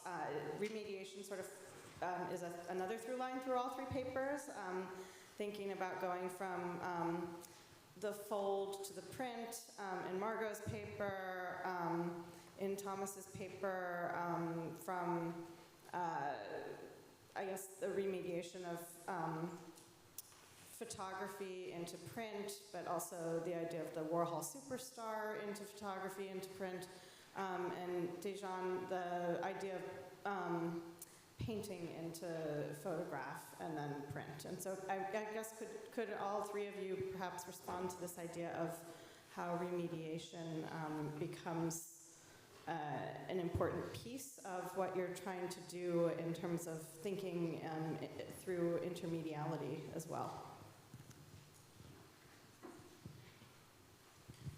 I suppose I can begin that.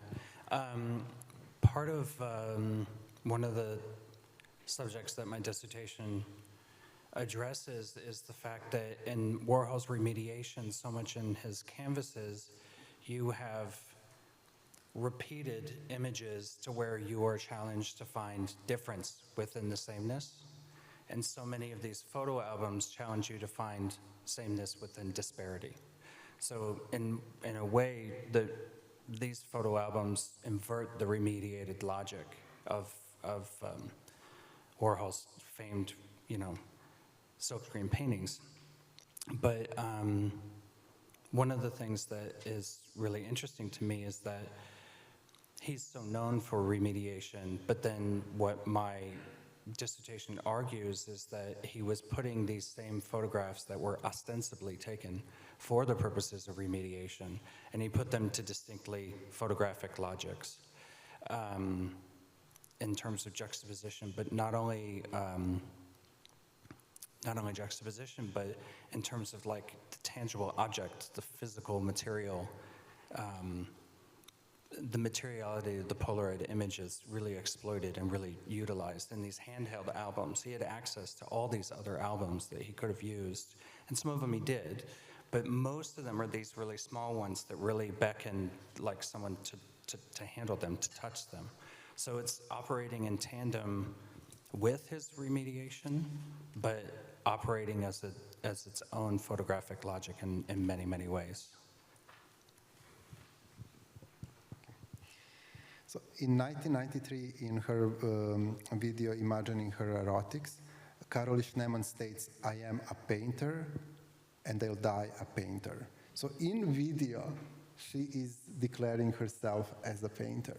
And it is, like throughout her artistic practice that we can see this remediation and going in between the media from her really first paintings, like kinetic pieces that she was creating, like fur wheel. Then we have like fur cutting boards in which she's also including motorized parts that are rotating the broken umbrella. This piece is now held in MoMA. And then in 1963, the year after she finished that rather object, she performs in front of it with, like her body painted, and photographer back then was the artist, Icelandic artist Ero. And this eye body piece is also one of the first body art pieces. We can also think about Yoko Ono and Cut Piece, which is also done the same year. So those are like very similar tendencies that are happening very much transnationally, even without one artist knowing about the work of the other. And throughout Schneemann's practice, we can see also, for example, these painterly gestures infuses, also animation done over the celluloid with applying Scotch tape directly to the celluloid. So this question of media for Schneemann, it's always like about, like crossing these boundaries that are given and transgressing. And therefore, also in interior scroll, Schneemann is going back to Cézanne. And in this time, she was also in her piece Up to and Including Her Limits, extending what she calls Cézanne's broken line. And it is this line that we can see in Cézanne's that is actually extending beyond the special contour or the way how he was framing other bodies or different planes of his paintings. And similarly, she is also in these kinetic theater pieces, crossing these boundaries in between performed actions, in which she was also projecting her films. Like, for example, in Snows, she's doing projection of her film Viet Flakes, therefore creating immersive environments for the audience very early. We are speaking about 1967.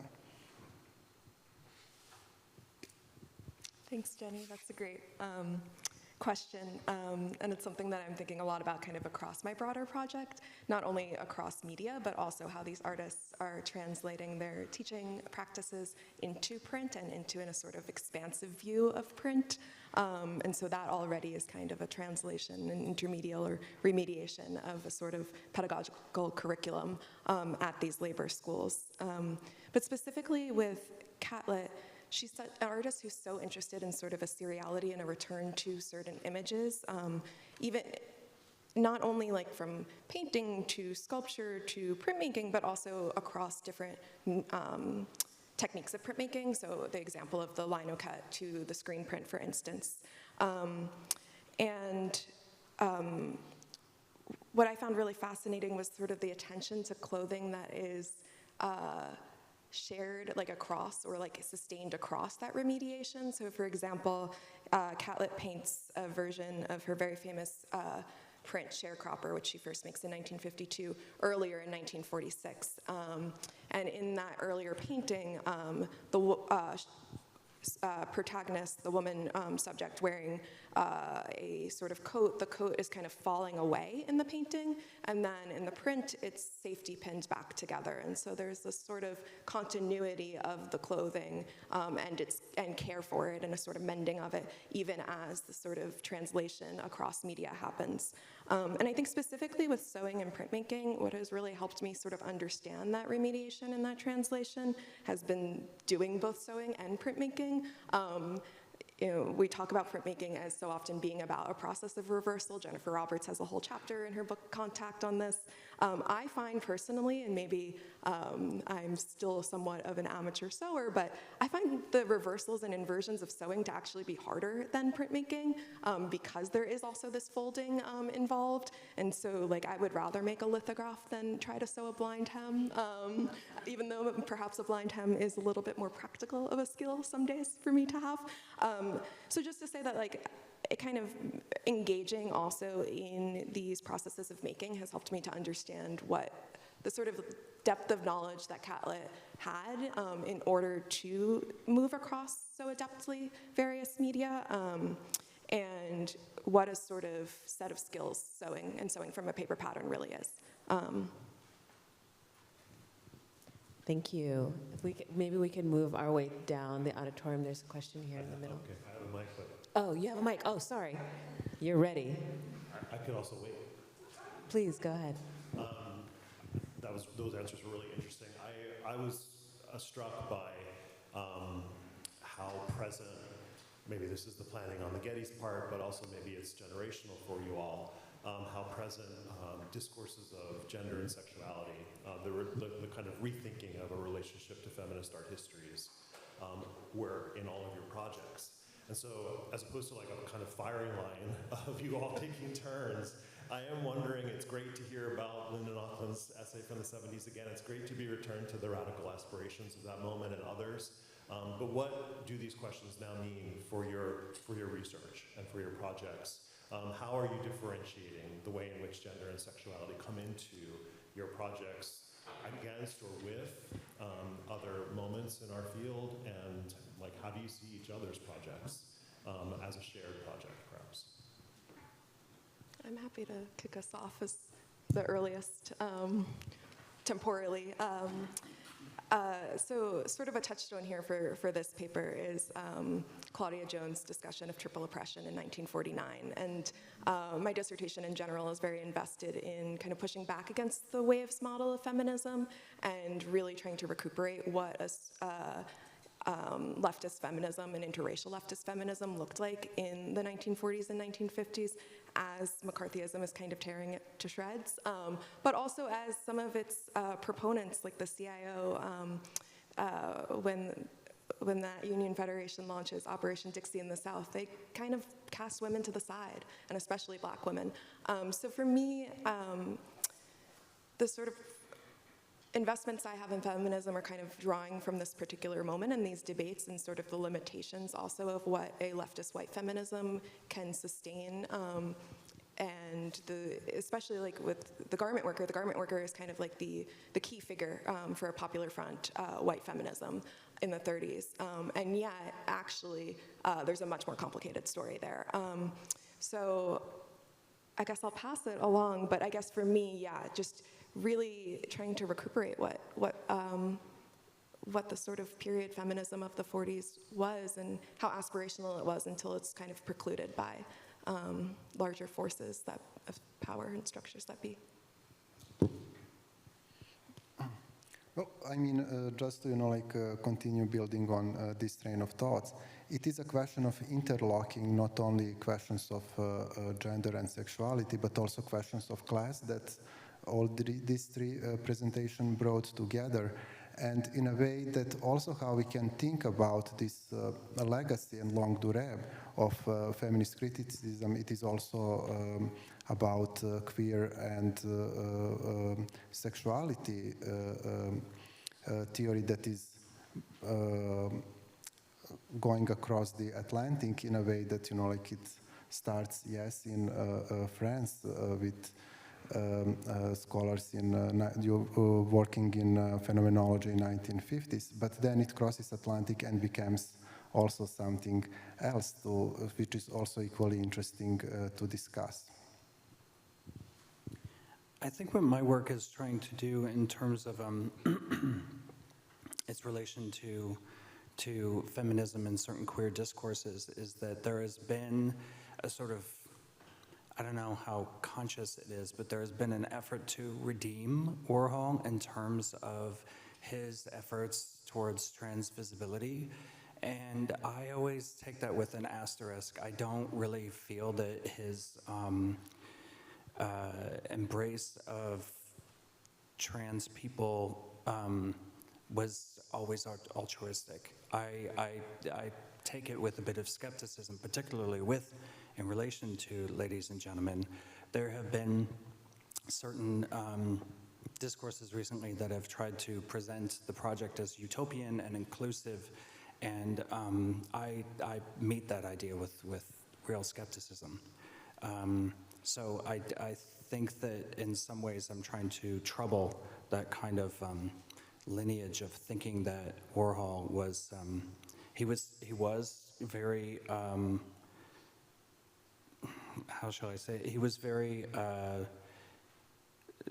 he often included in his entourage and in his film gender nonconforming people, but at the same time, I think that there are problematics that need to be parsed, that to where I wouldn't say that he was, it's really much more complicated than simply saying that he was, really fighting for trans visibility. I always take that with a bit of skepticism, I should say. If I can just follow up on my answer a little bit and add that I think the other thing that I'm really invested in here is that Black radical feminism is really at the fore in the 40s, and that all of these labor schools are trying to kind of look to that for a model and falling short in different ways. And so the Black Woman series for me is also about kind of archiving these curriculum and demonstrating that this was really sort of the model for thinking about a feminism in this moment, even if each of these institutions' archives is short-lived, or each of their lifespans is short-lived, their archives are barely non-existent, and their ability to achieve this radical practice of feminism is debated. I think a work like the Black Woman series is really an object that we can study to kind of understand what that sort of curricular ambition and educational ambition was in that moment.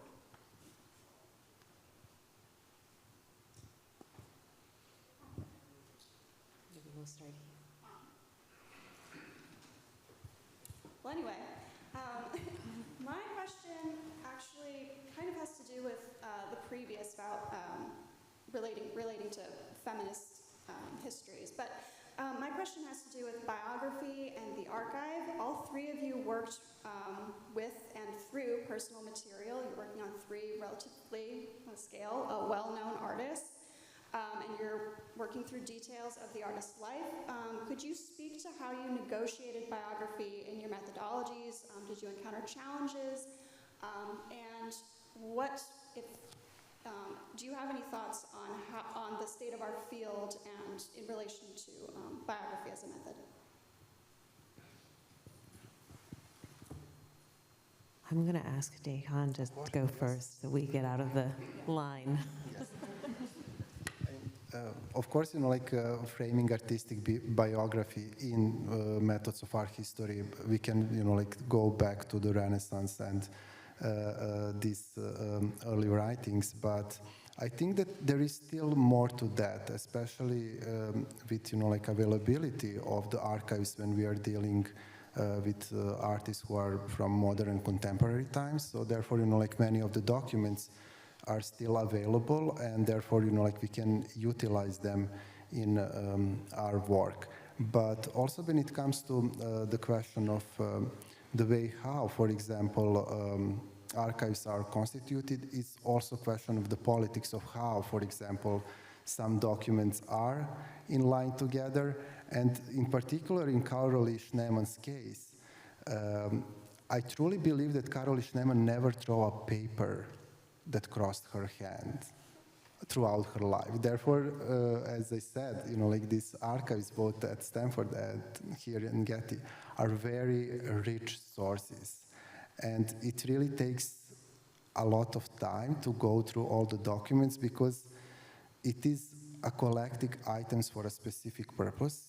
And especially, each of us can think, for example, how we are doing this kind of collecting in our everyday life of something that really matters to us, but it is, question how someone else can understand that specific object, which, for example, is found in her diaries. So, for example, there is a lot of dead bees in Carolee Schneemann's diaries. For example, these foils of chocolates and similar stuff, also parking tickets, or so you have to somehow, find your way how you are actually dealing with all these materials, because they really are there because Carolee Schneemann intentionally put them together. For example, going back to this, question of, for example, celluloid in fuses. In fuses, we can see a cat kitsch's hair, which was stick to the celluloid. And my reading of it, because Carolee Schneemann also in this, crossing boundaries of the media that we also spoke about just moments ago, she, for example, never worked in this dark room while developing her films. She worked at her attic with the window open, and also she was hanging these celluloids on her wall. And oftentimes, Kitsch was sitting on her lap. And therefore, for example, these hairs were dropping on celluloid, and Carolee Schneemann never bothered of, cleaning the celluloid and making it more, quote unquote, pure, as this pure is also telling volumes about how, for example, abstract expressionism was framed in the period of Cold War, in a sense that it was highly depoliticized in theory, and also women artists were not part of theory and discussions in abstract expressionism. So, for example, she's pushing back against it precisely from the position of feminism and gender in 1950s, as she felt challenged as an artist to respond to these questions of being only a model for live drawing classes in 1960s, as well as being a model for other artists in their films, such as Stan Brakhage in films Loving and Cat's Cradle, for example. So therefore, this biographical references, especially when it comes to artists who identified as women or gender non-conforming, are crucial for our methodologies while we are discussing their works. Thank you for the question. That's a great question. Thank you, Anastasia.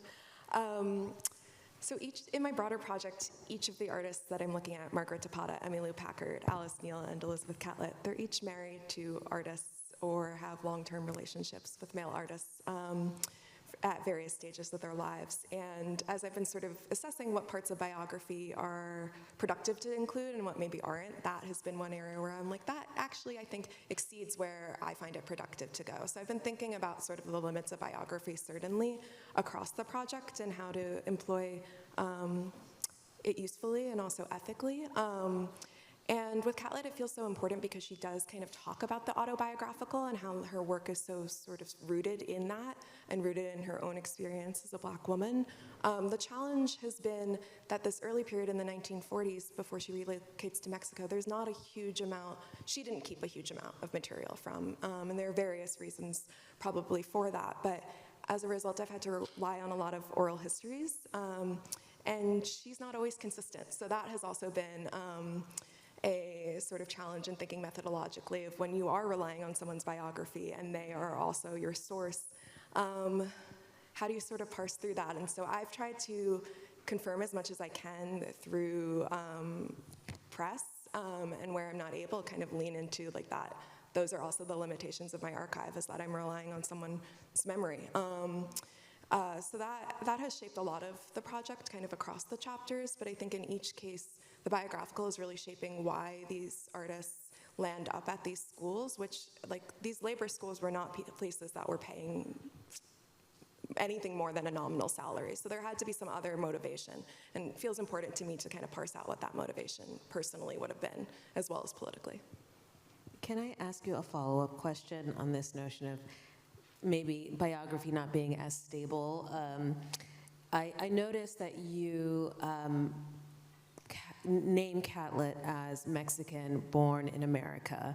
And I think maybe that is actually a discursive, like maybe that's changed over time. Clearly she relocates to Mexico at a certain point and lives there for the rest of her life. So could you talk a little bit around how is that the standard like categorization of her nationality at this point, or how you're thinking around like that sense of identity? That's a good question. I think I need to think probably more deeply about that. That was kind of a shorthand for getting at what is a very sort of complicated biography, but I appreciate you picking up on the thread of me kind of dangling that there for the Q&A too. Maybe you can talk about how she relocates, why she relocates to Mexico. So she goes to Mexico in 1946 originally with her first husband, Charles White. They end up going back to New York, getting divorced, then she comes back, and she lands up falling in love with Francisco Mora and staying in Mexico. For a variety of reasons. She ends up, having children in Mexico. She is married to a Mexican man. She also is heavily surveilled by the U.S. federal government. And ultimately, in 1962, her American citizenship, when she naturalizes as a Mexican citizen, is revoked, and she's not able to travel to the United States at all until her exhibition at the Studio Museum in 1971. At which point she has to take she gets an exception. She has to take the most direct flight possible to New York, the most direct flight possible back. But it really becomes a barrier for her in terms of engaging with audience. She's really doing this from a distance. And, in the retrospective catalog, Dalila Scruggs has a great essay about this experience of making work for an audience in exile. But ultimately, in the early 2000s, she's given her American citizenship back. She's traveling more between the United States and Mexico in those last several decades, but there is certainly like a history of McCarthyism here that is absolutely structuring her life and her practice. And she starts to think of not just about making work for Black women, but also making work for Black people in America, as well as Mexican people who, you know, she's engaging with every day. So it's complicated, certainly. I think my response is going to strangely echo Dayan's answer in terms of the way that you said that she never threw anything away. And Warhol, I mean, the entire archive of the Andy Warhol Museum is comprised of things that he never threw away. Of course, that's typical of an archive, but what was unique for him is that in 1976, when they were moving studios, or maybe, no, 74 or 76, I can't remember. They were moving, and there were these boxes that his assistant Vincent Fremont said, wow, these have so much of your personal material, they're almost like time capsules.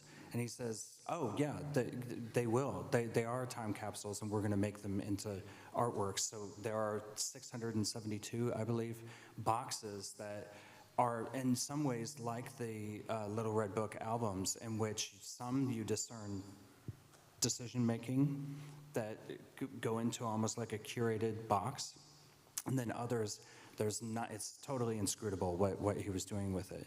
But how the archive ties into the biographical is that, of course, it's comprised of things that he never threw away, but then he also made his personal biography and things that he kept, even from when he was a child, he dispersed in these boxes that became time capsules as individual artworks that never got sold, but they were individual artworks in many ways. And then they have now become the archive of the Andy Warhol Museum. And what's interesting about that is that they've tried very hard to maintain the validity or the integrity of the individual boxes as much as they can. They were like Schneemann, there was food in there. There was like a birthday cake, I believe, in one of them, and they had a lot of problems. I think there was also a piece of pizza in one of them. And so there are all these different aspects, so it's very hard to separate from my methodology. It's very hard to separate biography from the archive and from my research. But to delve too much into it can be dangerous, I think. So, you know, there were so many words that he said that you can, you know, they may have been written by somebody else, or that, like, who knows what he was saying it was a deflection. You know, it's very hard to count on exactly what he said at any given time with any sort of like attaching veracity to it. But anyway, the relationship between the archive and personal biography, I think, is almost impossible to delineate in the case of Warhol. Hi, I'm Lydia Ferrara from UCLA. Thank you all so much for these papers. My question builds on a couple that we've heard already, but I'm really interested in how all of your objects of study have these kind of expansive, multiplicative formats where the actual thing that you're talking about, or things, is a bit unstable, multiple changes. And Thomas, I was really interested in how some of the Polaroids exist as part of books, but then others have been dismantled and are circulating as individual images. And so I'm wondering for Margot and Dejan, if you could share a little bit more about how these objects you're talking about circulate and live today. Where are they? Yeah, are they easy to track down? I have a hunch the answer is like no. These things are spread out and they're fragmented sometimes. So yeah, I was just hoping, yeah, Margot and Dejan and Thomas too, if you have more to add on that question, would be great. Yeah, so the Black Woman series is complicated because she reprints it as an edition of 20 in 1989, and those copies are generally in museum collections. But these earlier works where she's kind of printing them on cheaper paper, you know, that has less stability, those are a little bit harder to track down. And she talks about how, so she made this work on a Rosenwald grant, and in her grant application, she talks about wanting to circulate the prints to trade unions, to historically Black colleges in the South, to places where Black folks gather that are not art institutions. And there's no archival record that actually happened. And the one exception, and I'm really indebted to an exhibition that was at the Anacostia Museum last year, is that a set of the original Black Women series lands up in her high school, Paul Laurence Dunbar High School, and in their collection. And they were exhibited at the Anacostia last year, where you could see the label on the back that they're probably the set that was in her exhibition in 1947 in DC. But museum collections kind of vary in terms of what they have with these original works. When she reprints them, she reprints only 14 of the 15. In some cases, she recarved the lino cuts. In other cases, she didn't. And she changes the name of the series, and therefore all of the inscriptions on the work change, and she retroactively changes the name of their earlier works. But she was really selling these the original prints cheaply, so some of them have landed up. I don't personally know of a full set of the original. I don't know that she was really thinking about them as a full set in that moment. So yeah, those original ones are significantly harder to track down, and I think that's one of the challenges and the pleasures of Catlett's work, is that she was so untethered to the idea of a limited edition that her work really circulates in mass in many sort of different formats at many different times, because she revisits some of these matrices in other compositions as well. So the issue of circulation is certainly, it's a mutable sort of problem for her as her career develops, and sort of thinking about the sort of extra artistic space to the museum as a collecting institution. To start with, Interior Scroll is a performance. And also as curator, I curated many of the performances and some exhibitions about documentation of performance. Performance and its documentation are two radically different things. And Peggy Phelan writes in Unmarked, performance is only life is in the present. If it starts circulating as photography or other sorts of documentation, it is something completely different. And in a way, also Interior Scroll became part of the art history throughout the circulation of the photographs, most notably photographs done by Anthony McCall. And one of the reasons why is it like that, because McCall waived the rights on these photographies as photographer, therefore making it more accessible also for their further reproduction and circulation. But just to reflect back on this question of, reproduction and work of art, even when it comes to ephemeral artworks such as performances. Tate approached Caroly Schneemann in 2010 with a proposal to buy some of the documents of Interior Scroll. The sum is something that I believe many in the audience would give right away, and it is around 120 pounds. So we are speaking about 2010. And Caroly Schneemann says, yes, we can do that, and then she prints the page that I also showed on the screen from More Than Meet Joy, and the response was, well, we need something more relatable to the performance. And she again thinks, within this possibility of having that piece in their collection. What she does there, it is also she's sprinkling beet juice, coffee that she was having for breakfast, and then her urine. In a sense that also these liquids are evaporating as we are speaking in the archive, as also performance as an ephemeral piece really relates only to the question of the present moment when performance is enacted. I suppose to approach your question, one of the things that's very difficult about tracking down certain things is that certain albums, well, just to be clear, every single one of the photo albums that Warhol made exist as photocopies in the archives of the Andy Warhol Museum. Now, many of them have been dispersed, and many of them have landed in museums as discrete objects that the photographs within them are integral to the objects as a whole.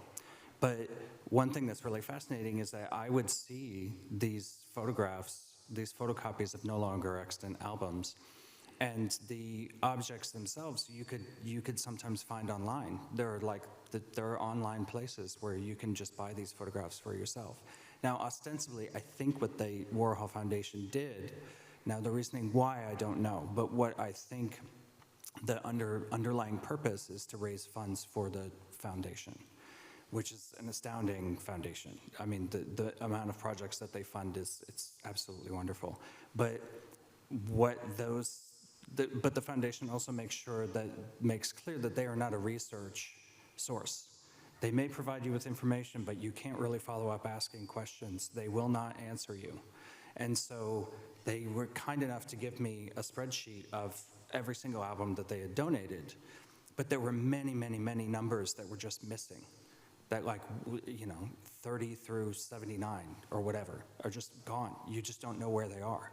So part of my methodology was to look at that list and see what these photo albums that exist in photocopy format only now, how to kind of reconstitute and figure out why certain things were given, why certain things were dispersed. But so it presented many, many challenges. So inevitably, whatever I'm working on is incomplete because there are many, many out there that I would love to, have more information on, but they don't exist anymore.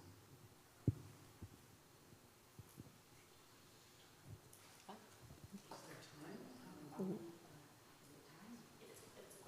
going to just ask one question for Thomas. Oh, yeah. I had a way to tie it in, but I'm not going to do it. I'm sorry, Margot and Deon.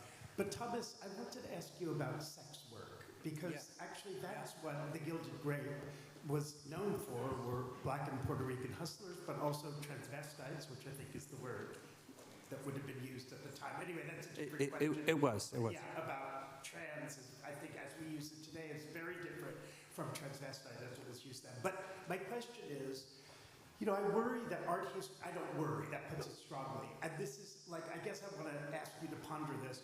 Why does art history, with all of this attention to ladies and gentlemen and race and non-conforming gender, not deal with the fact that these subjects were, probably all of them, were sex workers? Well, I definitely, in my dissertation chapter, I do address that. It's not an extended subject of analysis, but it is something that, that I do address. And Wilhelmina Ross, who was a stage performer, did turn to sex work to sustain herself. And that is, there are any number of the paintings that I showed. I mean, all of them. I only mention it where I know for certain that they were. Yes. And she ended up in the Hudson River. Yes. Exactly, yes. You're out of time, I know, but the reason I mention it is not just, it is about the biography or the lived experience of these people who are, of these subjects, but it's also, paying $50 or $100 by the hour, which is what Warhol did, for their time. I mean, there was one of the subjects, when Bob Colacello and whoever, maybe it was Fred Hughes, came back to the Gilded Grape, and she said, I could do a lot more for $50, that pose. And I think that there's an interesting issue here about valuing these bodies. Also, in terms of agency, I think having to pass or look like a woman was important to the sex work they were doing in terms of generally the clients wanted. So it seems to me this is a really important part of the story, that just art history in its, still in its own way, white ruffled shirt,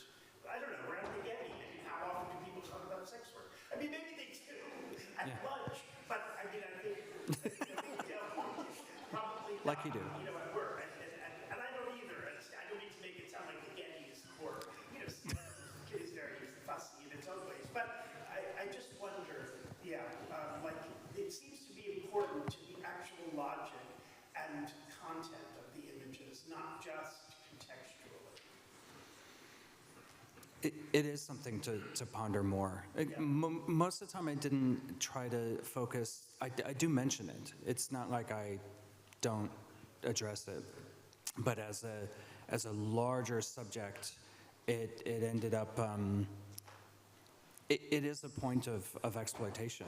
I mean, I don't think that he was unaware that that was what their lives were like. I don't think Warhol had any idea who Marsha P. Johnson was, what her activism was, what STAR meant. Street Transvestites Action Revolutionaries is the name of the organization that she co-founded. I don't think he had any concept of what that was. So when I talk about it, I talk about the idea of an almost obliviousness on his part, of like, he's very interested and repeatedly comes back to these figures, but he didn't associate with them personally.